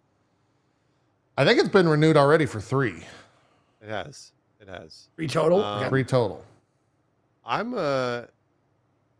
gosh, it's hard to predict. I'm going to say 5. I think with the response that season 1 got, I think that they could probably squeeze another 4 seasons out of it, unless it really takes a dive and Jonathan Nolan no longer show runs it. Yeah, that's I think that's the thing, is like, how long is Jonathan Nolan going to be attached to it? And it sounds like 3. And so maybe after that he's done. He wants to go do something else, because that's 3 years of a TV show is probably like 4 or 5 years of time. At least. No, Yeah. it's probably more like 6 to 7. Yeah. Yeah. I'll say that they'll do. I'll say 4. I'll say 4 is where they stop. They get to 3. Nolan probably dips out. Someone else comes in. They put out 4. It sucks, and they're done. They wash their hands clean. Yeah. Amazon also doesn't typically do like super long-standing shows. I think they just announced that The Boys season 5 will be the final season for that. They did, yeah. And I want to say that's their longest-running show right now that they have on that platform, that they themselves have created. Yeah. As it say, The Expanse was, I think, created by Sci-Fi, but then that went 6 or 7. Yeah, that was a sci-fi one's show. 6. Yeah. Yeah. They did. I say 3. I say once the contract is up, they're done. They're done. Yeah. Wow. Yeah. Yeah. Okay. They nailed the first one, right? I'm already in for season 2. I want to see more of that. And the other nice thing about that world is, even not as the biggest Fallout fan of the games, that world is massive, and they have so much that they could explore, that I think there's just enough content for them to do 3 seasons, with a potential 4th of like a little bit of the out there lore of Fallout, and maybe that's where it drops off. But they got to have the showrunner stick around. He's the one with the passion for everything, and I think that shined through in the show. That, he was a Fallout fan first, and that is why that show was so well done, is because he had the reverence for the IP. So I was thinking this runs the same path as Westworld, because I don't know if Westworld Yeah. was Jonathan Nolan, and the first season was masterful, but then boy, that show really fell off. It was like it took forever for it to even really come back to anything that felt like was good watching. But that was because again, Jonathan Nolan and his crew sort of slowly like just fell off of different episodes and seasons, and eventually just sort of like, oh, we're executive producers, but they weren't involved with the development of it. And that's what hopefully Fallout doesn't turn into, but it usually does. That's usually what happens. Yeah. Last bit of news before we jump into Elden Ring, which does have some news around it. I just got to show a little bit of this trailer for Warhammer Space Marine 2 that they showed gameplay of on Monday. That they kind of talked about different game modes in it. This game is shaping up to look really, really good. I was like kind of in, and I was pretty excited every time they showed it, but the footage for this is, holy shit, it looks really good. This is like the Warhammer game that I think everyone in that fan base has wanted and has always like expected for them to do. And now seeing it, I'm just like, oh yeah, Warhammer's pretty cool. Like, so cool. I don't give a shit about any of the model building, but like, yeah, this IP is pretty cool looking. They got a lot of cool stuff in there that looks very. That guy's a dreadnought. What's a dreadnought? And then chat will tell. Oh, a dreadnought is like a space coffin for the Warhammer Space Marines that they get put into it. And then my interest kind of like dips the second that the lore folk come out. But yes, it looks very good. Gameplay looks super fun for this. And they also have like, they're putting in they're going to show it here in just a second, a co-op mode, which could be really awesome and really where the game has some longevity to it outside of the story campaign. Because jumping into this, I mean, Helldivers is like kind of similar. Not really, but kind of. If anything, I would say the Vermintide and Darktide, the Tide series, as it were, is probably the direct comparison. And this looks awesome if you compare it to that. They've got a ton of customization. I'll skip ahead just a second here where they show the co-op. It's called Operations. They also have PvP, which looks like a hero shooter, like 5v5 type thing. I don't really care too much for it. But the PvE aspect of it here looks super fun. Playing around, they got different classes. You can make your character, your Space Marine, look a certain color, and you know it's got all that stuff in it that Warhammer fans want, so they can be a different. Help me out here. What is the different factions called? Do you guys know? Different. There's so many. Well, not a different chapter. A chapter of Space Marines. That's what they're called. There's different chapters of Space Marines. Yeah. Wow. Tons of. How many are there total? Isn't there like at least 30 or something? I don't know how many legions or chapters there are. Chat, help me out. We got a lot of Warhammer fans. Hundreds, 18, 1,000. Okay, chat's not helping. There's 18 legions, thousands of chapters. Okay. So 18 main ones and hundreds more is where they go there. I think it just depends on like what color your armor is at the end of the day. And who your leader is. I honestly could not think of another video game that could compete with Helldivers 2. I was like, man, Helldivers is like almost perfect. It's for me the perfect co-op experience, and this game is doing it. Like this might be a really solid competition for Helldivers. Yeah, if they nail the replayability, which is that I think that's where Helldivers shines at the end of the day, is the fact that that's right. It just is fun to get in there and shoot and kill things. It could be a very big for sure. Yeah, it looks awesome, man. I can't wait. We will find out in September when it launches. I will also say graphically, this game is very appealing. It is absolutely gorgeous, and they're using that like engine that can put 1,000 mobs on the screen or whatever it is that are all interactable and not just like background. So it looks like it's going to play very well. But for this, do you have to have a Sony account? Play it. You actually have to have you have to own a Warhammer model, believe it or not, which is actually worse. Oh shit! I think I sold all of mine. Damn it! I might have sold all of mine a while ago. I'm not sure. I might have one like a couple of little figurines like at the bottom of a junk drawer hanging out somewhere. But I have to Well, you dig it have out to- then. You got to send Games Workshop another $1,000 for a whole army or whatever. Yeah. Dude, in speaking order. of fucking expensive hobbies, holy shit. Oh, Warhammer's pricey, dude. Good Lord, like 24-year-old me who got into it for 2 years. I was like, you want $15 for a little fucking thingy of paint? I could go to the hobby shop and get one for like $1.25. Some shit. That's right. Like, oh my, Yep. you are killing me here. Yep. It's pricey. It's pricey.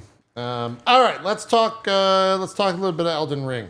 We'll get into kind of the news around it, and then Bruce, I know you've been playing it. Zeke has not started it yet. I'm about 35-ish hours, maybe like 30 hours in at this point. It is at this point the best reviewed game of the year. If you were to count, like it's weird because it's DLC, but it's like a 30+ hour DLC. In a lot of ways, it could be its own fucking game. But critically, and I do want to put critically, because that's a whole nother side of the story, which we're going to get to. It is the best reviewed game of the year, sitting at a 95 on the Metascore. With Final Fantasy VII Rebirth in second. That is based off of 59 reviews. We talked a little bit. I think did we talk about it last week, Zeke, with the reviews? Were reviews out? Or is that... I guess they weren't. Okay, they weren't out yet. I think they came out Tuesday. Or Monday or Tuesday for that. The reason I'm presenting it this way is because it's a very fun tale for me as someone that tends to try and side with reviewers because they just get constantly shit on nonstop, and I somehow get upset about that. Eurogamer came out with the one of the like bad reviews of the game and gave it a 3 out of 5, and cited that it was too difficult for the sake of being difficult. And so everyone just fucking ripped into that entire review, right? They just absolutely destroyed it in typical internet fashion. The game came out. If you go to Steam right now, it's currently being really, really reviewed poorly because it's too fucking hard. It is a hard. It's really. I mean, like it's like look. I played a lot of Elden Ring, and it's hard. It's not like I was level 140 something or whatever when I dropped into the DLC, and I was getting two-shotted by like the first enemies. Yeah. So yeah. And everyone. Well, hold on. Let me ask you this just real quick: Is it still possible, like, to level up and get more powerful to take on the enemies? So that's the conversation that we need to have, and that a lot of people are having right now. Okay. The reason, also to be 100% clear, there's also some performance issues that a lot of people are citing for it falling to the mixed Steam rating. If you put any power or whatever behind the Steam rating, performance is rough on a lot of people. But difficulty is also one of the reasons, and it's because of how they handle leveling up in the DLC. So Zeke, if you enter into the DLC at, say, most people coming out of the media preview event they had, I think they gave the media like level 150 characters, right? Yeah. And that's pretty high. That's generally about where you end up at the end of the game, around that part.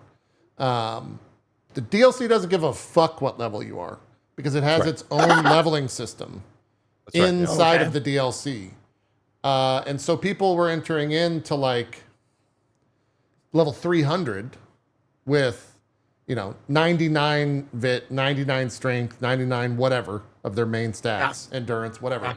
And they would go to the first boss, which was, I guess, I'm not going to say like any main boss spoilers. We'll talk just like side bosses, crit bosses, whatever. They would find their first boss and get like 2-shot. Like straight up 2-shot, not like jokingly 2-shot, but like the mob hit them twice with their sword and they died. Because of how it works. And so there's a new item that you can find around the world. I think they're called like everyone's calling them Scadtude tree. Yeah, they're calling it the skibbity tree. It's what I've seen around there. I get that reference now. It's a really weird term. The skibbity, the skadoosh, the whatever tree. And as you get those trees, I think it's 5% per level of skadoo tree, which increases 5% damage that you do and 5% less damage taken. Yeah. And so a lot of people are just like rushing the bosses at like level 0 or level 1 skadoo tree and just getting fucking destroyed because of it. Because the game actually really wants you to explore, and it doesn't like beat you over the head telling you that, nor does it tell you where to find them. That's the problem. One of the biggest issues that a lot of people are now discovering is that in the early game, the best way to find them is there's these mobs out in the world that have like a pot over their head and they glow and they just fit into the world. They're just like normal fucking mobs. And if you kill them early on, that's like your first couple of things. That's how you level up. And the game doesn't, like, in typical Elden Ring, Dark Souls fashion, it doesn't tell you that. They're very, very easy to kill. I'm talking like 1 or 2 hits and they die and you get the item and then you can start ranking that up. But because of all that, it's fucking hard because they made very difficult bosses. Even when you have all that stuff though, Zeke, to be fair, even when you have all that stuff, it's pretty challenging. I mean, they're not fucking around in the DLC. I've run into a ton of different bosses and had quite a difficult time. I am playing a Dex, no shield, no summons build. So it's, unless I dodge it or unless I like iframe it, I'm going to get hit. But when I get hit, it's half my HP. Right. Like they make you pay for those hits. And they also bumped up all of the boss HP. They have like you'll walk up to the first boss, hit him for 200 or whatever your like big bad weapon is, and it's like 2% of their HP bar. Yeah, it's nothing. Yeah. And you're like, God damn it! Like, what the fuck? Well, the funny thing you say that. The funny thing is like, I have I actually just booted it up. I looked at my character. I have my character waiting to go in the DLC is 163. That's pretty good. And but because I wanted to, I'm like, I'm gonna wait till I can no life this. I started up a new character. Yeah. And I didn't realize, like, and I looked up, I was like, okay, what's the most powerful, like, starting character? And, you know, the opinions vary, but samurai, pretty good starting character as far as just like starting weapon, starting power, that kind of stuff. Yeah. So I was like, okay, I'm gonna do the samurai. And I went and I was like, the very first horse riding boss. Yeah, the tree sentinel on the field. Yeah, exactly. I did not realize, like, that guy just fucking wrecks you. Yes. When you first meet him, because you can meet him at like level 0 or whatever. Yep.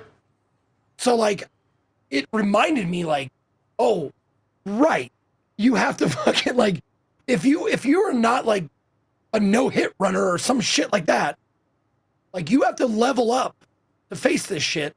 So I'm kind of like hopefully mentally prepared to go into this, and I'm glad to think like, oh, we're going in like attitude level 0. So it doesn't matter what level I am going into the DLC, I gotta look at it like I'm level 0 again. Yeah. Yes. I would. That's a pretty appropriate way to look at it. It's fucking hard. I was gonna say that's really like, it's you're right to go in with that attitude, but you have to beat a boss, Moog, to get into the DLC. So you have to have played Elden Ring at least a little bit, right, to get to the DLC. And that's, I think, where the disconnect is for the reviews online, the Steam mixed reviews and stuff like that, is that if you played Elden Ring and you felt like you got pretty good at it, you're like, oh, cool. Like this should, then I could hopefully walk into this DLC and not one shot everything, but at least feel like you did something. At least feel you put in the time on Elden Ring. So that should give you a little more expertise on the DLC. And it does not. Like, it's like, Yeah. it's like it really doesn't. Like, I know how to use my weapons, and obviously I know how to play the game, but you run up against those bosses like JP was talking about, and you get 2 or 3 shotted, and you're like, I guess I'm going to go find these Erdtree things. And even then, I'm not sure. Elden Ring must tell you when you pick up that fragment what your stats go up to, but it doesn't make it clear when you pick it up. It doesn't Like, say explicitly that it's 5% or anything like that. I mean, it doesn't, right? Because yeah. you have to use it at a grace, and when you use it at a grace, I would assume you have to look at your stats to see what number they go up, and then be like, okay, it went up this much. Yeah. Because I didn't know. I picked them up and was using them because, of course, you should. It's a video game, but I didn't know what it was doing. I had to go and read online. Right there. Wow, it says that right there. That was incredible. Oh, perfect. It says the Erdtree blessing bolsters the recipient's abilities to deal and negate damage, but has no influence outside the realm of shadow. Okay, so that's neat, and that's what I remember reading this and being like, okay, cool. Well, it buffs me here for the DLC, but how much? And how many do I need? How many are there? You know, like it's a really. So then I went and read online. I had to go and read online and look at maps and stuff, to find out, because you don't know. Like, I just went and looked, and it was like, you can hold up to. Yeah. You have to use it. You have to actually physically use the. Yes. You have to go go to the to a bonfire place and use it. So it's, okay, also, it is not like my instinct. Like, correct me, like if this is out of the world, but like my instinct would be, okay, I have to use this. So the next time I get one, I refuse to use it. I hit a trash mob. I go use it. I hit the same trash mob and see the difference. Yeah. you should. Yeah. Technically, you should. Okay. But again, each one of them only does 5% bonus. So it's like, I don't know if you're going to notice the difference, really. Maybe in a boss, if you held on to 10 of them, fought the boss, and then was like, okay, now I'll use all 10 and then go check the boss out, then you would see how much you chunked the boss for. But my main issue with these was I was like, okay, well, how many do I pick up? How many do I need? And there are 99 of them apparently that you can hold and use. It goes up to level 20 apparently. 20 Erdtree level. All right, and I think it's also they stack. So I think you use 1 to level up, then 2, then 4, Yep. or something like that, right? Yep. Oh Yep. God! Oh God! No! They're like, Why? they're like, Yeah. they're It's just like flash, the flash stuff. the Yeah. flash tiers. Yeah. 50 hours, my fat ass. Yeah, no, I know. Yeah. No, Miyazaki straight up fucking lied, Zeke. He's like, oh, it's the same size of the limb grave. Motherfucker, this is like 4 goddamn zones in Dude, which is awesome. We'll get to that. Yeah, no, that's a good thing. I mean, that's a great. positive thing. We'll get to that. But yeah, oh, it's just like Limgrave. Tee-hee, I'm Miyazaki. Yeah, no, I mean it's cool. It's like but again, like I found 4 or 5 of them in my 10 hours of playing, maybe, and Yeah. You also, by the way, you also need this. There's a new material for buffing your summons. Yes. So Just there's like the same deal with that. your character. It's buffing your summons and your horse, which I didn't know. It actually also I didn't know buffs your that. horse. Yeah, because your horse is a summon, I guess. Makes sense, of Yeah. course. And so it makes so your horse just won't fucking die because you need your horse for a lot of the fights. Yeah, you do. Yeah. Yeah. So there's you need those revered spirit ashes for your summons, and then you need the Erdtree for yourself. And this is the leveling mechanic that they are using for the DLC. But you have to find them, and of course they want you to explore. Makes sense. I get it. But it would be really neat if they kind of even just gave you a direction to go for the Erdtree, sort of like they did with the Graces. Yeah. Or like the Grace tells you which way to go to progress the story. It'd be neat if they were like, the next Erdtree that's the closest to you is this way, and I just walk that way. That'd be cool, but they're not going to do that. Yeah. I mean, we can move past the difficulty thing for just a second because they hide them very well in this game. Like, I want to say that there's just more secrets, quote unquote, like in this than the base game. There's so I found a random statue that gives you an emote. And this has happened in other Souls games or similar things to it. And if you use, I'm not going to say where, but if you use that emote somewhere, it opens up an entire area. And there is nothing explicit that's, a person told me about it. He's like, you're never going to know what to do with that. So it just a random place in the world. There's nothing to tell you otherwise. You just walk up and use this "Oh Mother" emote, and it opens up an entire area. Ooh, like that's neat. that's the fucking type of shit that I love. Like that is why I play Elden Ring, but I would have not found that area unless someone told me explicitly, because it's so obscure and random. Yeah. My chat was saying, I think Elden Ring is leaned heavily on the online community sharing information, and I completely agree. Like, I think if I played this game alone, like if I wasn't streaming it, I would probably not ever continue it. But streaming it has been a blast because there are people that have, like you said, discovered these things and are telling me about it. Yeah. And I'm like, oh, cool, neat. Like there's a fun. Well, it's like people who speedrun. Like you search, like there are thousands of people searching for everything, glitches. Like there's people out there who like, that tree looks weird. I'm gonna try every attack, every magic spell, every emote on this one tree, and it's like, okay, I did everything. This tree's cleared. Okay, next tree. You know, like shit like that.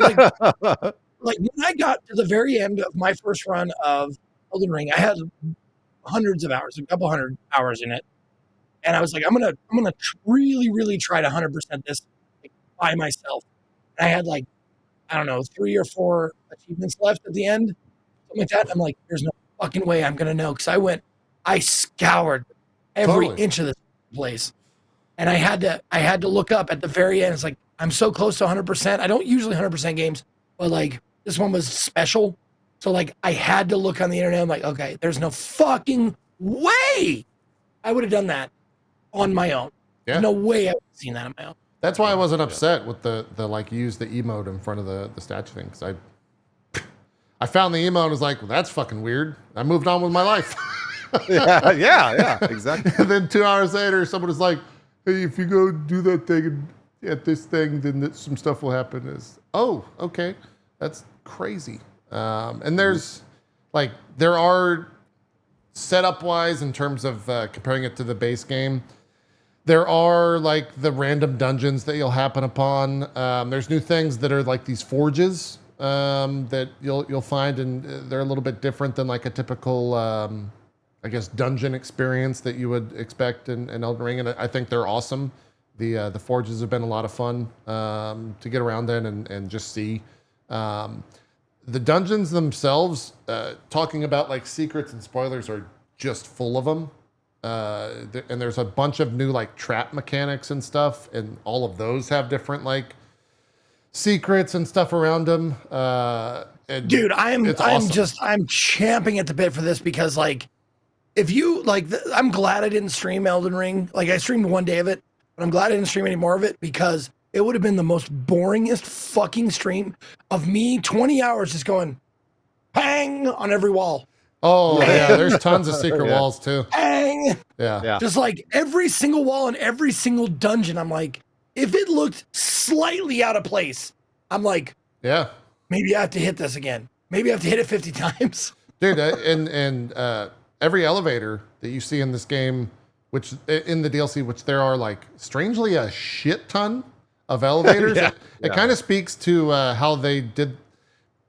If Elden Ring is like the masterclass of level design, then the DLC is like the masterclass of masterclasses, because the level design is just insanity in terms of how they stack everything with these different elevators. Like you'll go into a dungeon and it'll go down like 6 or 7 massive elevators. And at the end of it, It doesn't end. You're just on another level, like plane of existence of this island or this realm of shadow, I guess is what it is.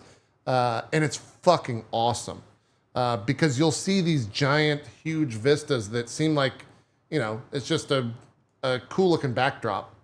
And then an hour later, you're at the other side of that looking right back up to where you were like an hour ago.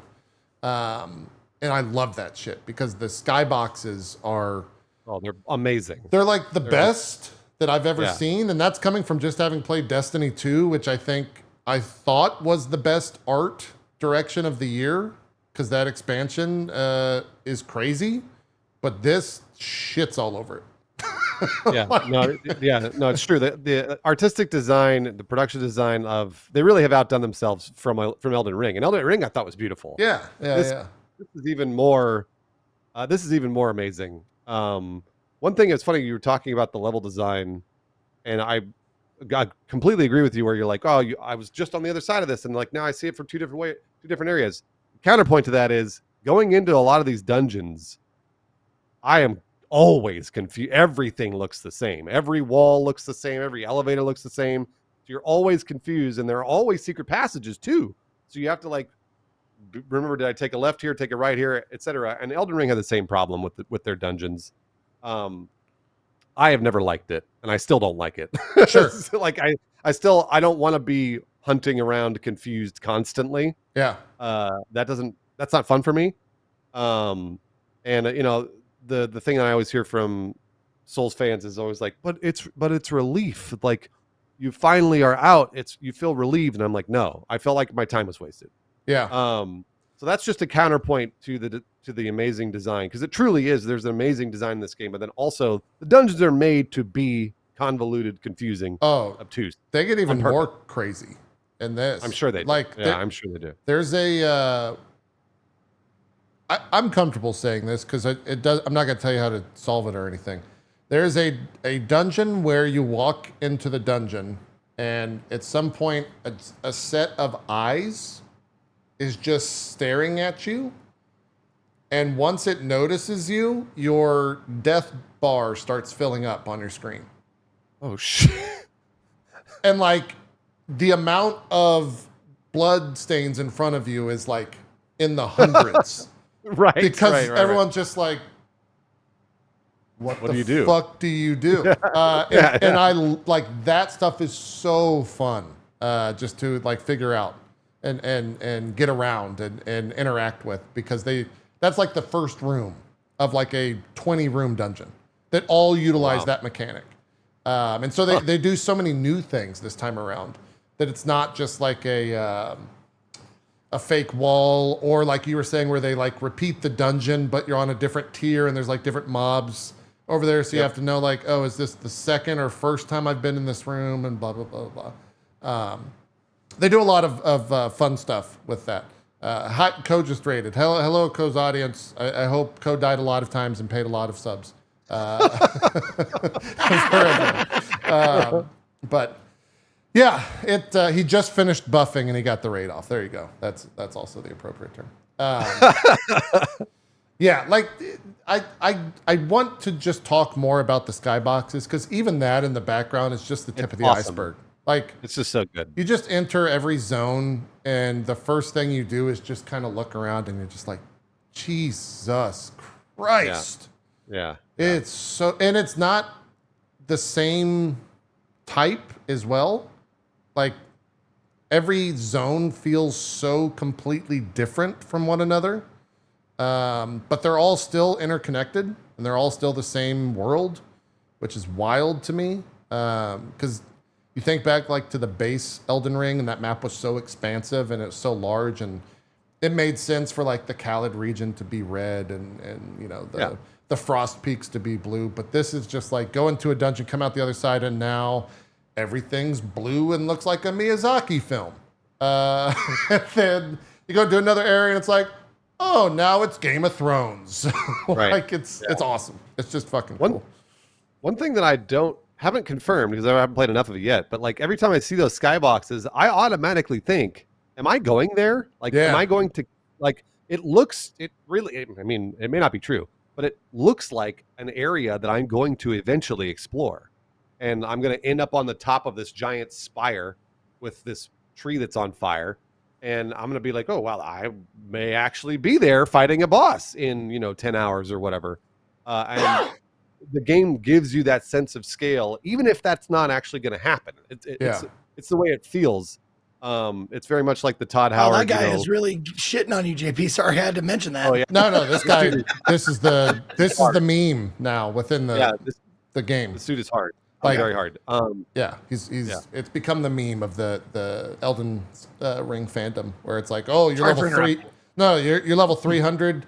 Here's this fucking random knight, and he's gonna two-shot you for the next 2 hours of your life. Mm-hmm.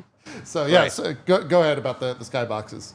Bruce. Oh yeah, I was just talking about like how Todd Howard would talk about Skyrim, where he'd point at a mountain and be like, see that? You can go to there. And that's the way this feels.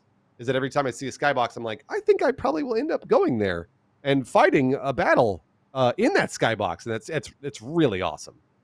Yeah, it is. And I almost everything that I have seen in the skybox, Bruce, is not a skybox. It's an actual place. That's what I thought. Yeah. One of the best things you can do is actually get your telescope out and just zoom in, and you can actually see mobs. Shit! Like miles away, just kind of standing there, like slowly animating. Dude, that's so rad. It's so cool. It's really cool. Yeah, I do want to speak again on difficulty, because I'm playing Dex, and right off the bat, people are like, oh yeah, Cohh one-shot this guy. I feel like the DLC, whereas base Elden Ring at the launch, like Dex and Bleed builds were like favored, if it were.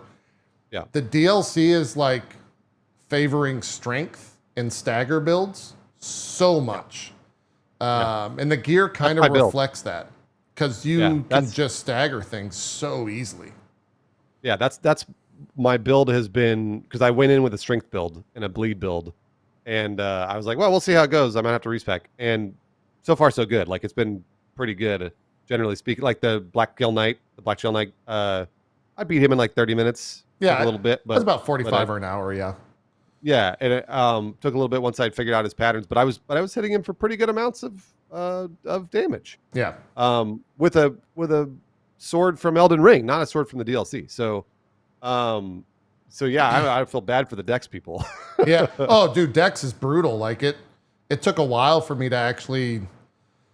It took until last night where it finally clicked that I'm not playing a Dex build. I'm playing like a glass cannon build. So my goal is to not dodge or evade the enemy. My goal is to put as much fucking damage into this guy as quickly as possible before my HP runs out. Yeah, right. It's not to be evasive. It's to just watch. So I beat I posted on Twitter if you want to see it. I beat a major boss fight in 58 seconds. Oh, nice. Because I never stopped attacking. And so now that's how I approach the entirety of the game. Whereas like in the past, I'd have like a giant shield, I'd have a giant sword or a giant like colossal weapon, and I'd be kind of like slow going. Now you just like walk into it and you just fucking attack as much as possible. Zeke, to talk to your play style, because you play mage. Yeah, no, I saw some people in the chat going like, mages get fucked because I can't even get a spell off and shit like that. I'm like, oh, I can't wait. I can't wait. I'm so excited. I don't know what mages are supposed to do, man. Like I found a lot of spells and I found a lot of like int leaning weapons, but some of the bosses have like 12 hit attack combos, Zeke, to where you just can't even do anything. You're just running. No, and you know what? I'm looking forward to it because, people shit on the magic builds in Souls games because it's like, oh, easy mode. Which is stupid. And you're not, but you're not totally wrong about that. Yeah, they are, because they play strength build and they're like, oh, the mages are so easy. Meanwhile, they're staggering every fucking hit. You don't even fight the boss. The boss is kneeling down to you, sucking on your dick because he's fucking staggered. Sorry, I had to get that out. No, you're absolutely fine. And the thing is, like, mage builds have bosses that are like one-shotted by any other build. Yeah. Because of the area you're fighting in, because mages need a bigger area. So like there's like one boss that took me so many fucking tries because he's huge in this really tiny area. Yeah. So you're just like running, like trying to blah, blah. Like that shit. Like if you can't get away, it sucks. Dude, there was a boss that I would think is probably the biggest nightmare for mage users that I won't say the name of or anything, but if you've watched Moon on Twitch, he spent 800 deaths on. Holy shit. He's doing a soul level 1 run, and he's not using any Skadoo fragments, so he hits for about 50 on this mob, and I think it took him 3 full streams to kill last night. And as a mage, for that fight, I don't know what you're gonna do. Like I truly don't know how a mage wins that fight. When it comes to just casting spells, you're gonna have to have a weapon, basically. There's a lot of different, like, thankfully, there's a lot of variety when it comes to the spell casting and stuff like that.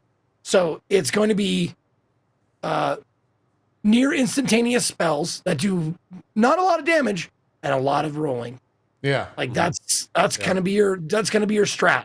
And I had to do that strat on a couple of different things because it's like I can't get off any good spells. Yeah. So I have to do like little like pinpricks and like kind of, juke as best I can. Well, I want to say they also nerfed the Cerulean flask that gave you like unlimited mana. That was in the patch notes, I want to say. So you did they nerf that? Yeah, you can't like walk in and do the Kamehameha blast bullshit where you just have permanent mana.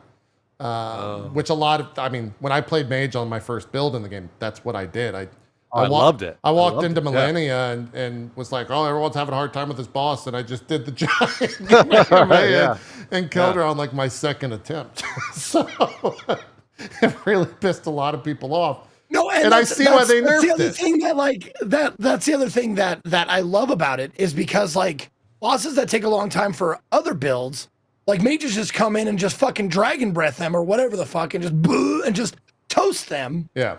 And it's like they call you like not a real gamer for doing that and all that kind of shit. It's just like same thing. I've been a role player for a long time, like tabletop role player. It's like mages get shit on no matter where because they're fucking awesome. Let's just put it that way. Yeah. They're powerful and they're awesome and they can just like snap their fingers and do awesome shit. Whereas like you have to swing your sword and get all tired and stuff. Yeah. Fuck you. I'm fighting smart. You're fighting hard. Yeah, no, Zeke, I agree. I totally agree because there's a push and pull to the game. Like some bosses as a mage, you one shot them and that's it. And like everyone's like, how the fuck did you like JP with Millennia? Like everyone's like, wow, how did that work? But then I bet there were other bosses that JP had trouble with that the strength build didn't have trouble with. So that's the whole like, absolutely. Like, occasionally you'll walk into a boss that everyone's like, "Ooh, this one's hard," and then I beat him in one shot, and everyone's like, "Wait, what?" Yeah. And then other ones are like, "Oh, this guy, I saw somebody beat him in 2 tries, and then it takes me forever." So, it's I think that's the point. I think that's the point of this design is that they want some of the bosses to be hard for some builds and some of the bosses to be hard for other builds, and that's what they're getting at. Sure. Yeah. And boss variety from the bosses that I've killed at this point, that reigns true through the DLC as well. There's so many different types of bosses. Yeah. A lot of it is based on like, and it's so funny, like people who are elitists, like, oh, you do magic, you're a boner or whatever the fuck they want to call you. And it's like okay, it's like I've said this before, Bruce, you're new to the show, but like the King Kong's dick theory, like postulate or whatever. I made a video a long time ago, or it was clipped out of when I was playing Dark Souls 2, I think is what it was, and I made this statement, but it still rings true. It's like, oh, you didn't play with King Kong's dick in your ear, so you didn't really beat it. You didn't really play Dark Souls. It's like, how much do you want to restrain yourself? And it's a fucking meter. It's like, do you want to use all the tools at your disposal or not? Yeah. I choose to use all the tools at my disposal. Some people are like, well, that's not how you really play. Like, They gave me the tool. I'm going to use it. It's like, you can play Soul Level 1 if you want to. That's real Dark Souls, asshole. You know? Yeah. It's just well, and that's like I think that, again, that's maybe the point of the game is like if you want to make it hard on yourself, well then make it hard on yourself, dude. Yeah. But if other people are having fun playing it a different way, so what? Let them do it. You know, like if they didn't mod it, or if they didn't like hack it, then fuck it, dude. They're playing it the way they're using the tools developers put in. And the thing is, like that Eurogamer thing that came out about the difficulty being like, you know, what they said, and I wouldn't necessarily have put it that way, but I will say honestly, there have been parts in a game, and one recently in V Rising, Dracula, the last boss, and I'm not spoiling anything because you can look through the V blood, so he's at the very top. It was I watched videos like YouTube videos and shit like that, and I was like, this is too hard to be fun for me on Brutal. I'm not gonna do it. And I still I stopped playing the game. Probably won't go back because it was too hard to be fun for me. Yeah. And I think that's valid.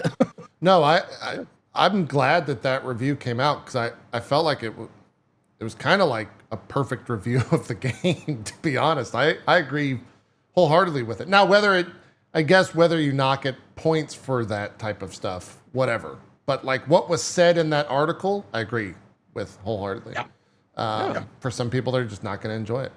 Well, that's I've been saying that the game is hard and it's really hard, but I'm still beating things. Like I'm not bad at it. I'm still beating things in a decent amount of time, but I could still also say that the game is hard. You know, like I could be like, yes, this game is actually very, very difficult, maybe too difficult in some areas, but I'm still doing fine. Yeah. And I'm having fun. And when I stop having fun, I'll stop playing the game. Yeah. Once you and get then with this, like with Souls games, they give you a mechanic to like if you don't do good on a boss, go find some other shit to make you better. That's to the make number one thing. Up your character, right? Yeah. That's I mean that I did that. I ran into a boss and it was for people that have played, it was the third major boss, I guess, in kind of the center of the map. And I ran into her and I was just like, holy shit, like what? And it doesn't happen all that often where I was just like, that's fucking crazy. Like that is legitimately, that damage is absurd. I don't know what to do.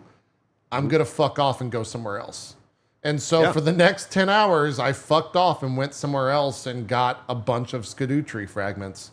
And I think I ended up fighting her with like 8 or 9, and it was much more of an approachable fight. I wasn't getting like legitimately two-shot anymore by her. And that's the thing I have to tell people is the game really wants you to explore. And luckily this is like the best game to explore in because you're rewarded for it every single time. Even if it's as far as like, oh, you got a level 1 smithing stone. Still useful in the DLC because you find a billion new weapons, right? That's right. So it's all useful. And a lot of times you'll find leveling materials. You'll find entire dungeons. There's a lot of books in this DLC. I don't know why, but yeah.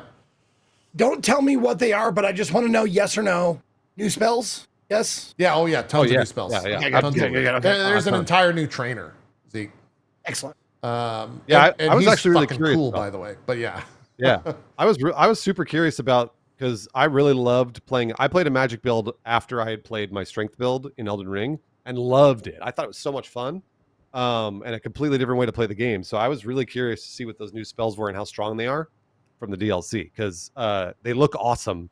But I am not that build, so I can't use them. Yeah, there's also a lot of nods to a lot of other things in this game, which is kind of a little bit uncharacteristic, I feel. There's kind of a loose tie to a boss that is from George R. R. Martin. There is like a Monster Hunter sword, like a straight up Monster Hunter Oh, sword. really? Oh yeah, I saw the GIF comparison between the it's two. like Yeah. it's like 1-to-1 almost. Like the move set is exactly the same. Yeah, there's a guy named like Logain, and he's in the forest, and he's completely naked, and he's got claws, and you're kind of like, Oh, what the?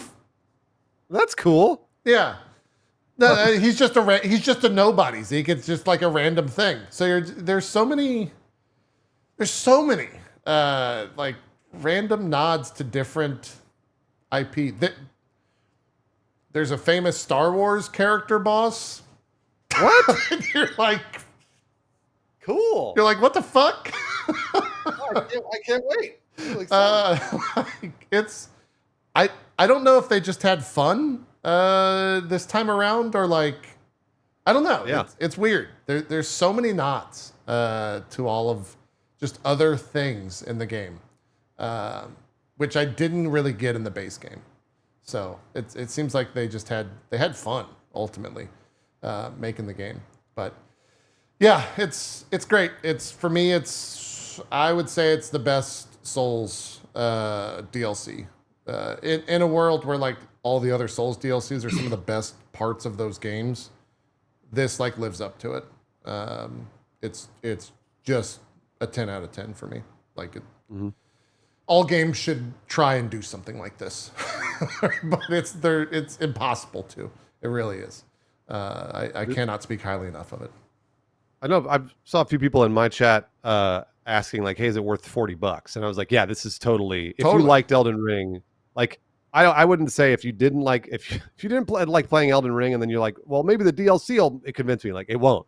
But if you loved Elden Ring and then you buy this for $40, it seems like a lot of money. It really does, but it truly is a whole other video game on top of Elden Ring.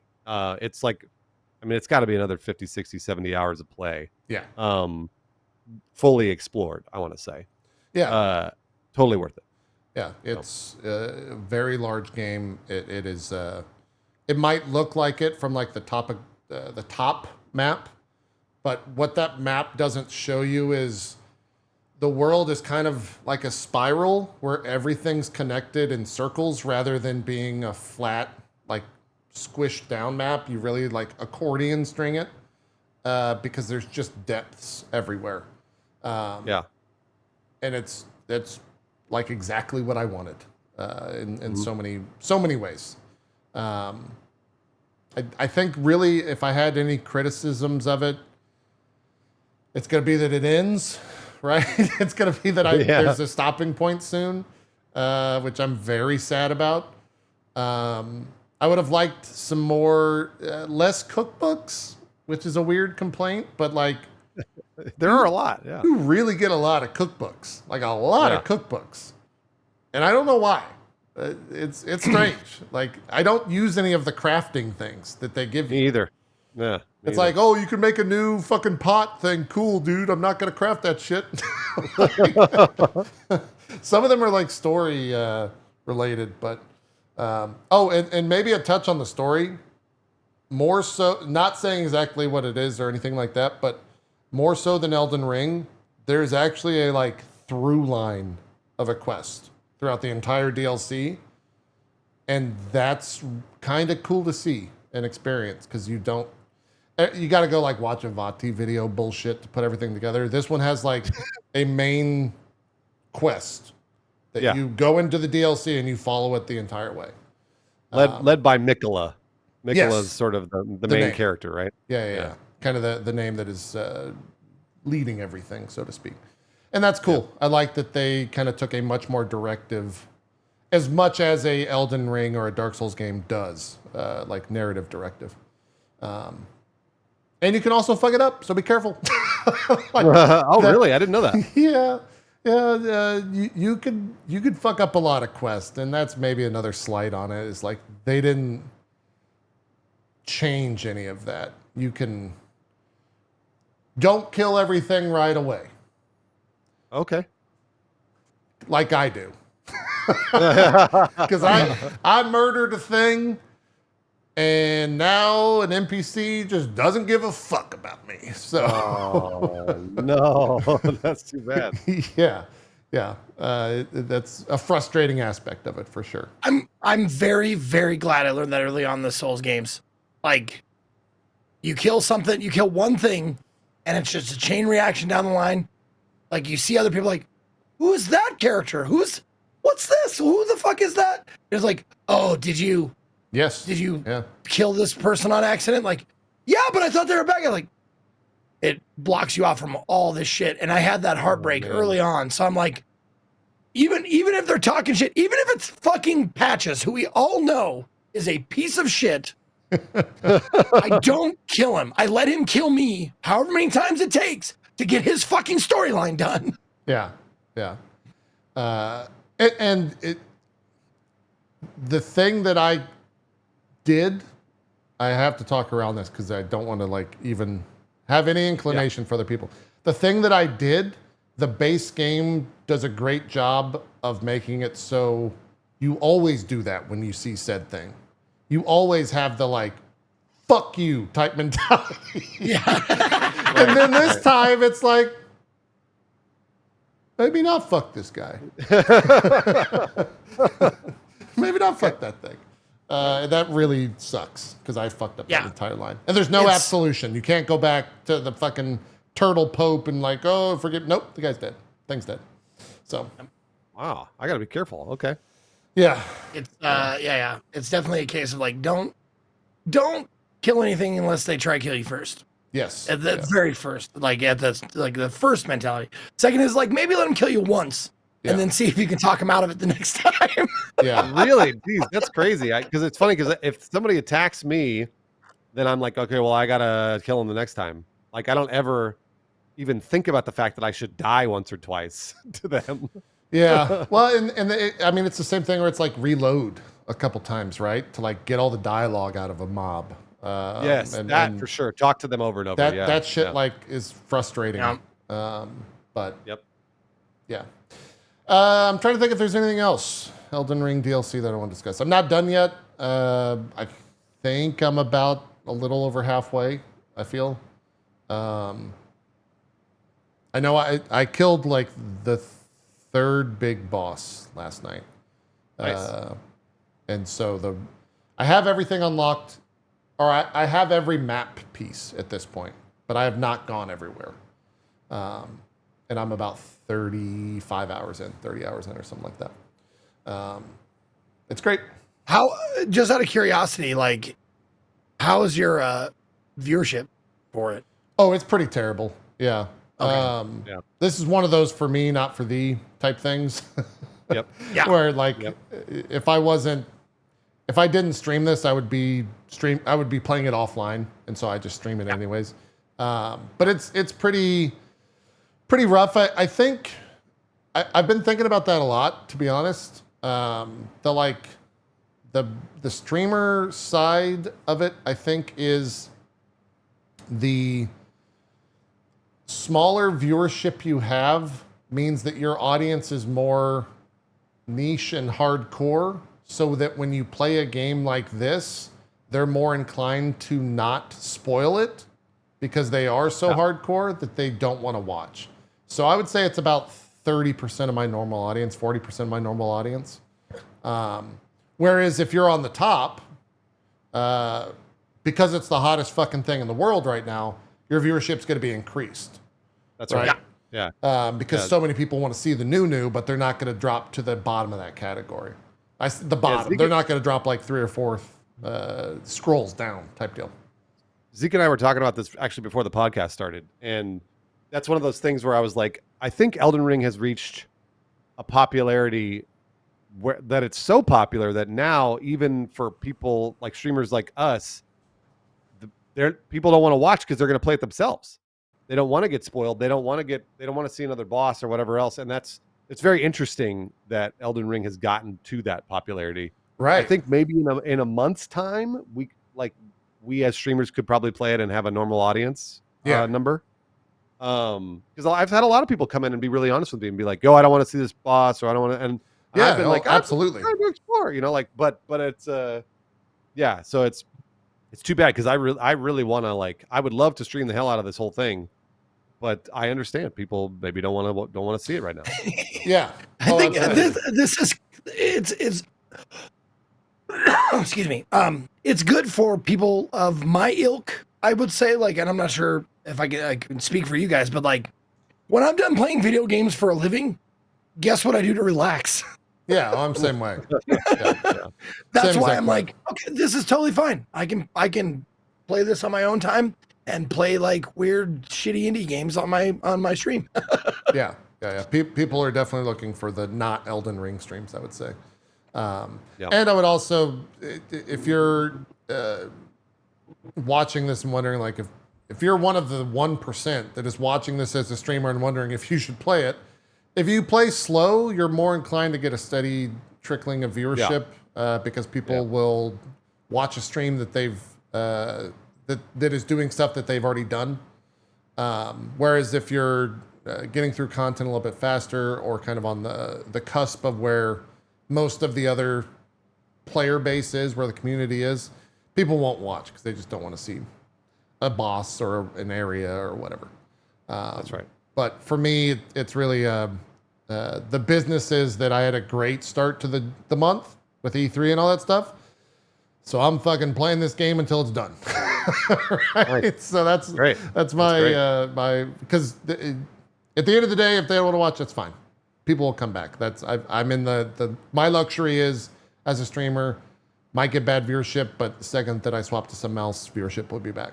I don't take it personally, which is maybe the goal. Oh no, The thing that I've like learned over time in the 12 years or whatever I've been doing this is like people aren't watching because you did something wrong or you're upset. They're watching because they don't want to be spoiled. No, I get it. No, I get it. Yeah, that's no. I don't take it personally at all. It's more of just like I actually would rather serve somebody. I would rather serve the larger audience. So for me, I'm always like, I'd rather you come and watch and me fuck around at Starfield, or something. Yeah. Versus play the DLC that you're probably already playing and don't want to get spoiled. Yep. Who knows? Yep. And also, like, it's not only the viewership hit that would fuck with me. It's all the, like, oh my god, you play any Souls game, like fucking experts are just waiting in the wings to be like, yeah. I don't. That is not the best way to do that. I'm sorry, you didn't get this sword from this guy. Oh my god, what are you even doing? Yeah. I haven't actually. I haven't like encountered that this time around. Which really it might be because I'm on the bleeding edge of it, so people don't have that type of commentary yet, because they don't know the answers. But yeah, it's been very pleasant, and I'm saying it's like, oh, it's a bad decision to stream this. I still have viewers, right? People still tune in and hang out. Oh, and all that stuff. Of course. And that's awesome. But none of them have been really backseaty. It is really interesting, though. Go back to 10 years ago when Dark Souls 1 and Demon Souls were a thing. Those games were actually viewership bait in the sense that people wanted to watch that stuff because they wanted to see the streamer get frustrated and have issues. I don't think it's the case anymore. It's kind of like the opposite. Unless it's been out for a very long time, then people will like want to tune in. But it is interesting how Dark Souls kind of like fell from the streamer bait category, and now it's like chained together, which we'll be playing tomorrow with Bruce and I and Anders and Cassie. That's like the streamer bait thing of like real fuck you streamer bait games. Yeah, that's exactly. Yeah, well, because nobody's going to play that on their own. Yeah, exactly. So they want to watch you die 1,000 times. Yeah. But yeah, I think that's it. I don't. Chad, anything else, or for the two of you, anything else? How far are you, Bruce? Can you say without spoiling like where you're at? I was just trying to measure because you said the third boss. Can you say the name? Yeah, just how many bosses in? Well, there's a lot of side bosses. It starts with an R. Oh, the main boss that I just killed starts with an M. Oh no, okay, so I have not killed that boss yet. I know which one that is. I haven't even seen him yet, actually. Okay. So I'm two bosses in. Okay.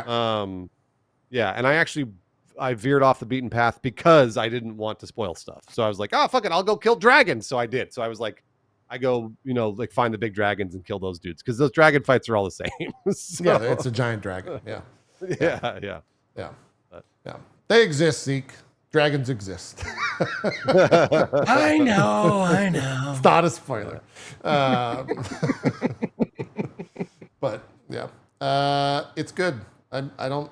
Chad, any questions? The difficulty, I think, will kind of be the major conversation going into this, and it kind of, if anything, if you think back to the other DLCs, those were the hardest parts of those games. Like Dark Souls 2 DLC, are you fucking kidding me? That Frost boss run with the tiger, that was the worst fucking shit in the world.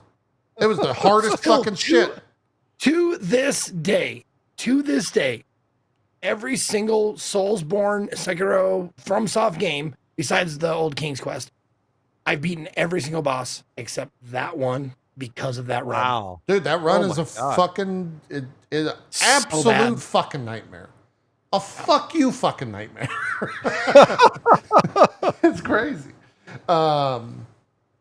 Maybe like the worst. I think that is the worst boss run.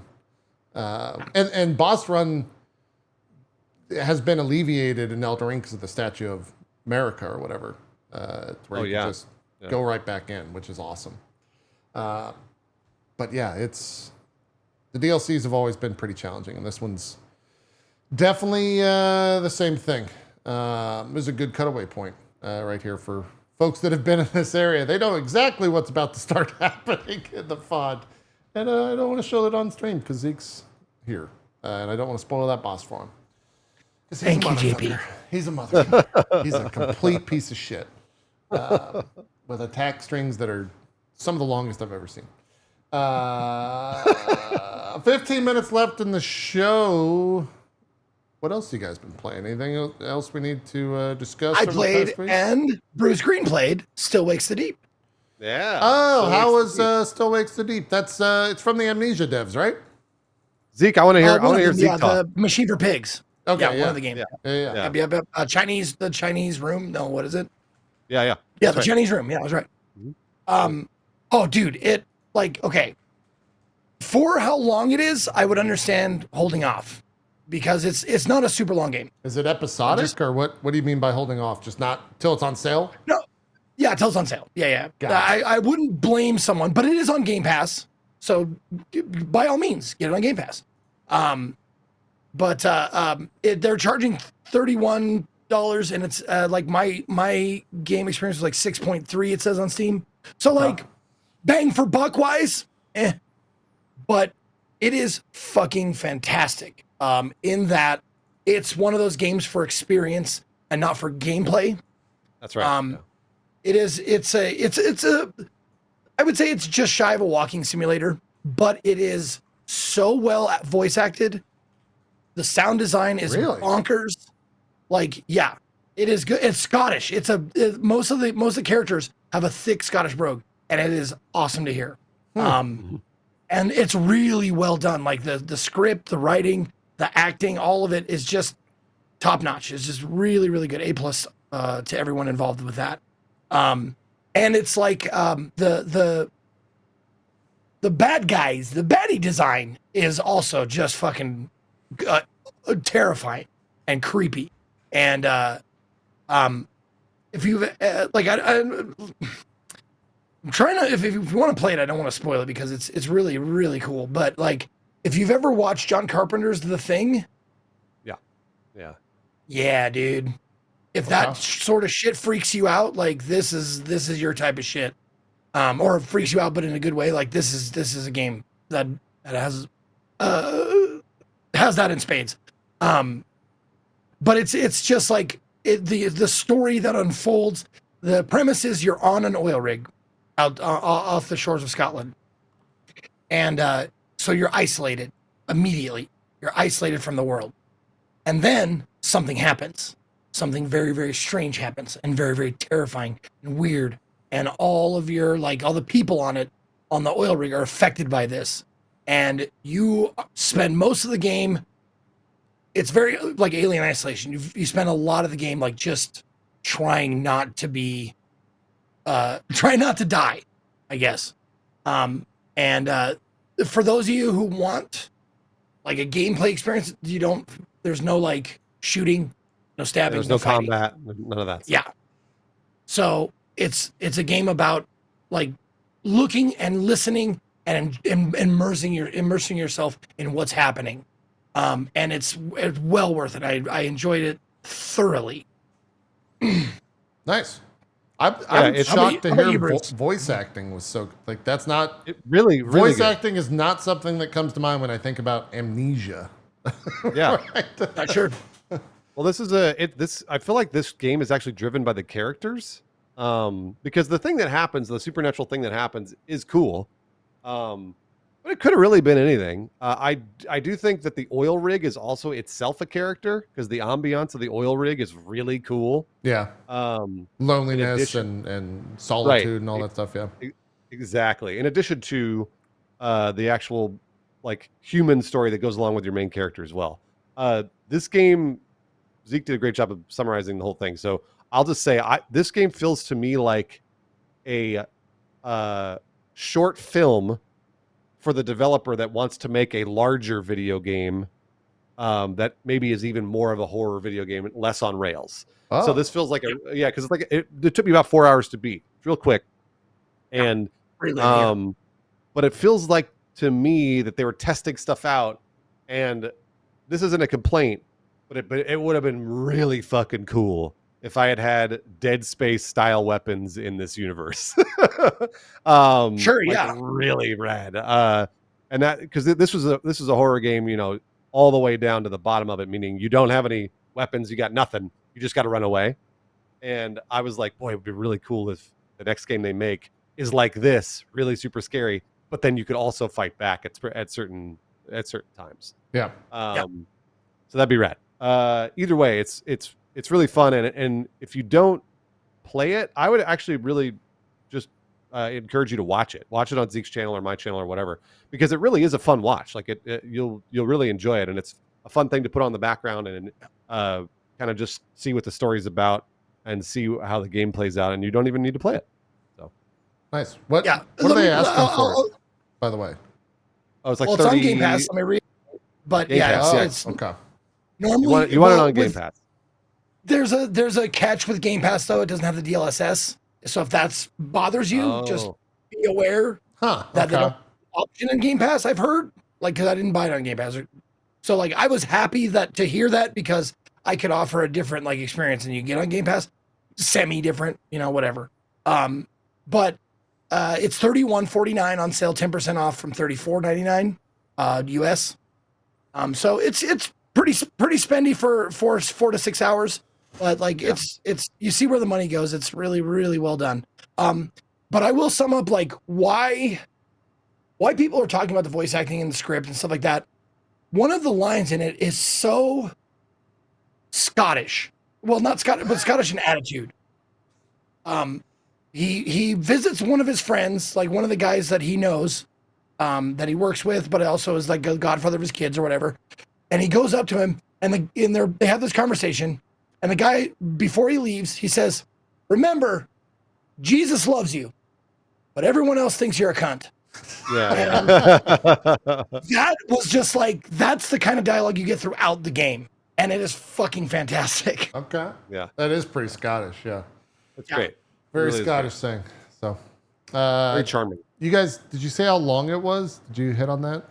Yeah, 4 to 6 4 to hours. 6. 4 to So, 6. Okay. it took me 4, took Zeke 6. So Yeah, Zeke's. But I Zeke has fucked Zeke's around. time. I tried to get like every fail condition.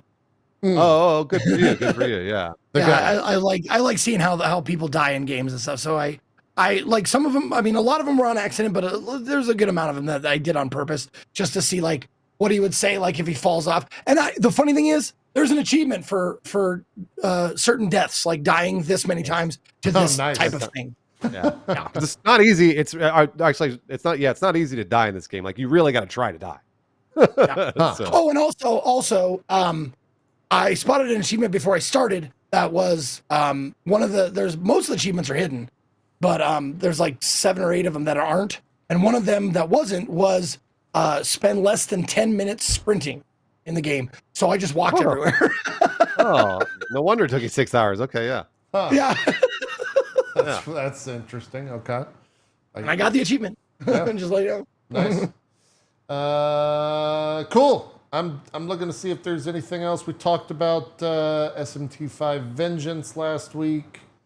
Bruce, I will say, I talked about it last week, but you inspired me to play Starfield and download all the Starfield or the Star Wars mods for Starfield. Yeah. Yeah. It was cool. That's pretty cool. I got some good stuff there. It was fun.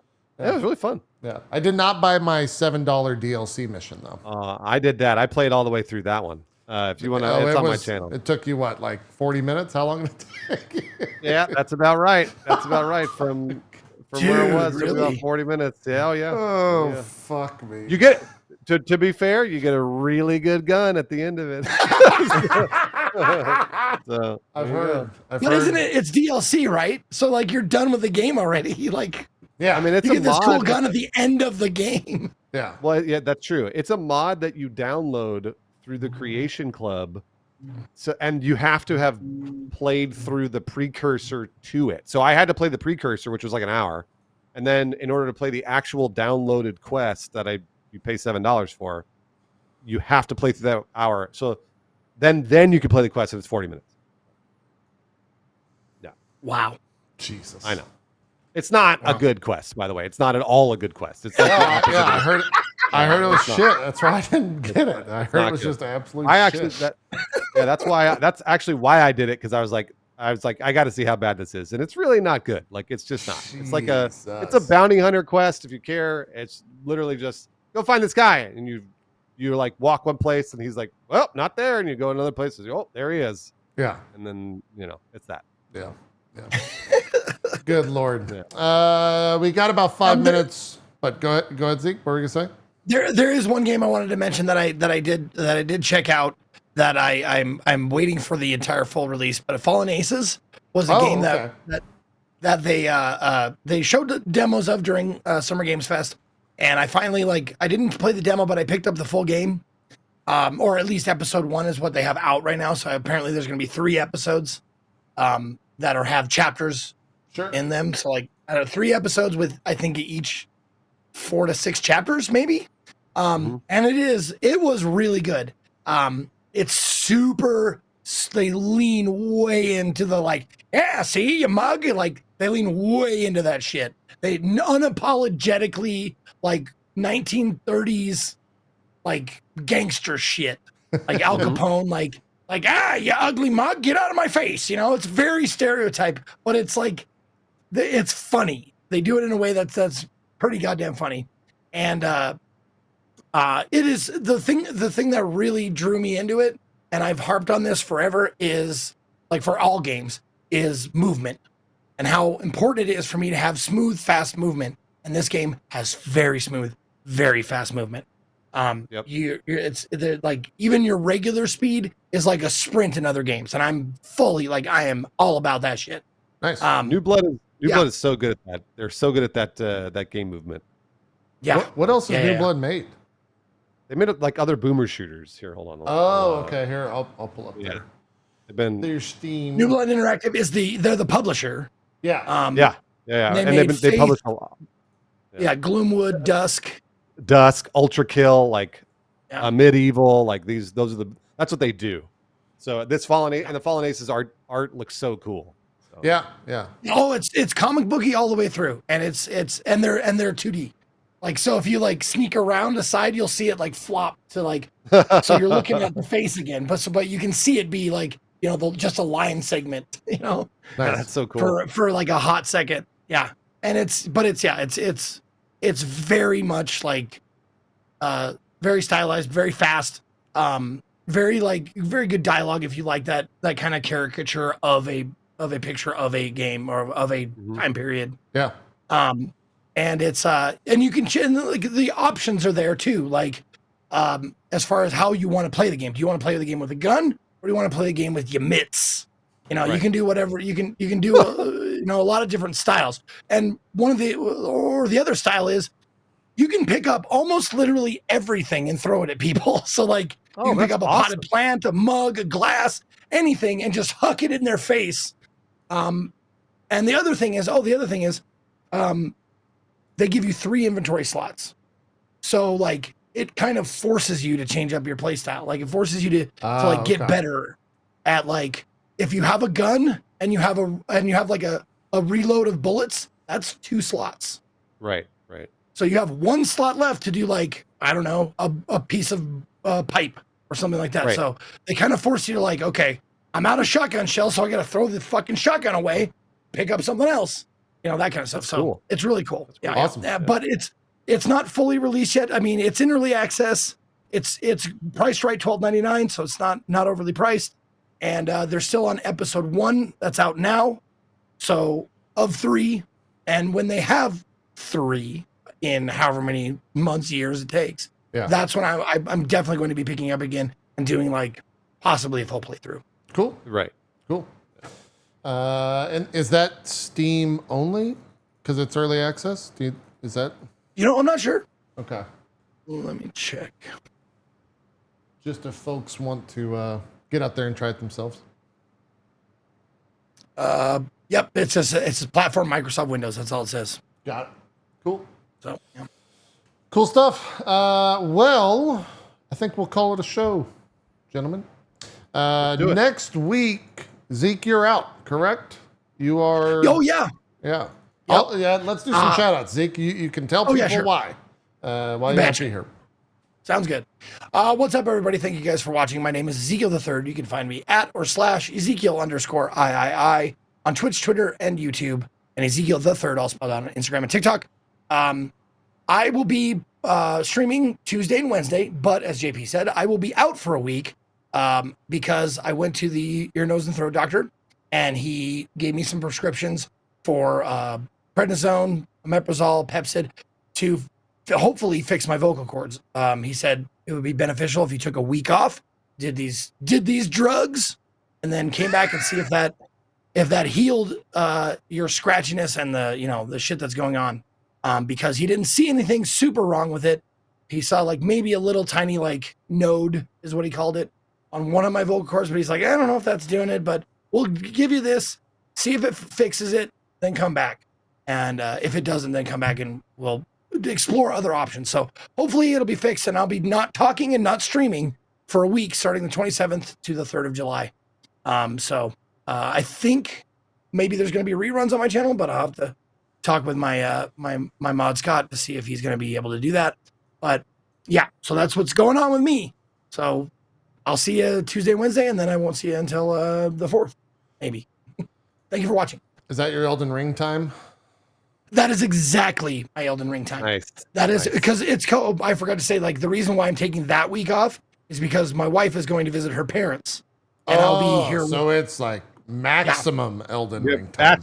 Bachelor Elden Ring time. Love that. Yep, it's gonna be me and the pups, and just no life in Elden Ring. Absolutely. What if? But that means you can't scream. Do you scream when you play games off stream? Okay. Okay. I'm gonna have to be aware of that. Okay. Yeah. All right. Don't do it. I'll let you know how I do. Yeah. Have you ever? And I'm asking seriously. Have you ever considered going to a voice coach and had them tell you how to scream without injuring your throat? It's never been an issue until now. Oh, really? Okay. Yeah. No. Like I was in chorus for you, so I scream from the diaphragm. Yeah. That's what I was gonna say. Voice coaches are magical people, for sure. No, I've told people this, and believe me or don't, I don't care. But like, if I lost like 60, 70 pounds or something like that, I bet you I'd have a 6-pack just from like, just like fucking, using those gut muscles to scream. Sure. Makes sense. Cool, Bruce. Thank you so much for coming on. We had a great time here. Your first time on the show, and also your last time. You're not invited back, Bruce. I understand. I get that. I hear that. No! And I understand. Okay. You're Zelda brothers, right? Okay. Why don't you tell the people all about your new endeavor of Tub Grub? You're our first investor. Please. Look at you put it. We're happy to welcome Bruce to the Tub Grub family, your #1 spot for all your bathing and eating needs. Guys, tub grub is some bullshit that JP came up with. He's trying to eat dinner. He called it a dinner bath. And he's trying to eat Oh my God, dinner he's still in a on that? bath. That's the saddest thing I've ever heard. That's so sad. Don't eat dinner in a bath, guys. That's not good for you. It's not good for your bath. It's not good for anything. This is Don't not do it. okay. The Don't do shareholders it, are going to all be right? very upset with you, Bruce. Don't do any of the tub grub dinner bath stuff unless you're treating yourself. Now, if you want to treat yourself once a month to maybe a nice like a Kentucky Fried Chicken with some candles and a bathtub, do that once a month. Treat yourself, but don't do tub grub all the time like JP says you should. That's bad for you. All right? Good. That's my shout out. Okay. All right. Okay. They know my name. You could see my Bruce Greene's everywhere, but if you ever tune in, I'm not going to be doing tub grub. I want you to know. All right? So come by and watch me not eat dinner in a bathtub like JP. Oh, have I had the chroma key on for the No, entire you have not. show? No, you haven't. You haven't. You just turned it on. Okay. Yeah, Jesus. yeah. Why is this weird? Okay. Well, you can also find Bruce Greene on HubHub, where you're supposed to post his spicy pics. Yes, unless you're in like Texas and like 11 other websites, and then it's illegal. Yeah, that's it's illegal there. Yeah, it's illegal. No hub in Texas and like 13 other places. Everyone knows that. Everyone knows that. I'll do some shout outs, I guess. Hi, hello, I'm JP. I will be streaming tomorrow. Me and Bruce, Nanners, and Gassy are going to be jumping into some Chain Together. I think that's at 1 p.m. Pacific. 4 p.m. Eastern, I think is how that time zone works out. So if you want to see the four of us yell at each other profusely, I'm sure. That'll be tomorrow. I'll be doing Elden Ring after today's stream as well as tomorrow. And then I've got Final Fantasy XIV Dawn Trail coming up on Friday. So the stream will be starting at, I think, 5 a.m. Eastern is when I'll be going live that morning because I'm a crazy person. So if you want to join in that adventure, by all means, I think I'm starting out leveling Viper, then doing story after that. So I don't know if we'll do a show next week. Zeke will be out. Cohh will probably still be buffing in Elden Ring, so he might not be there. And then we'll see if I show up. So we'll play it by ear. Dude, I offered JP I would be on the show and I'd have like little faces of like sad, happy face, like stuff like that. At that point, though, I feel like we'd have to like get you a little box to where you just like live up here. Oh, And you just like you just have the little happy and sad. You just because you can't talk. I don't know. We'll see. I'll play it by ear. We've been kind of doing that for the past couple of weeks, so we'll continue that process. But hey, that's it. Thanks so much for watching. I hope you guys have a great rest of your day. Bruce, you stream tonight? Are you gonna stream after this? Yeah, in a couple hours. Yeah, I was gonna fire up a stream. I'm not sure if it's gonna be Elden Ring or something else, but I will be up in a couple hours. Gotcha. We'll definitely check that out. Zeke will be on Tuesday because tomorrow's off, and I'm jumping into more Elden Ring. So right after this. So that's where we're going. Thanks so much for watching. Make sure to hit the sub button on YouTube, like the video wherever you're watching it, on all the podcast platforms. And we will see you next time for more Drop Frames. Have a good one. We're out of here. Bye-bye.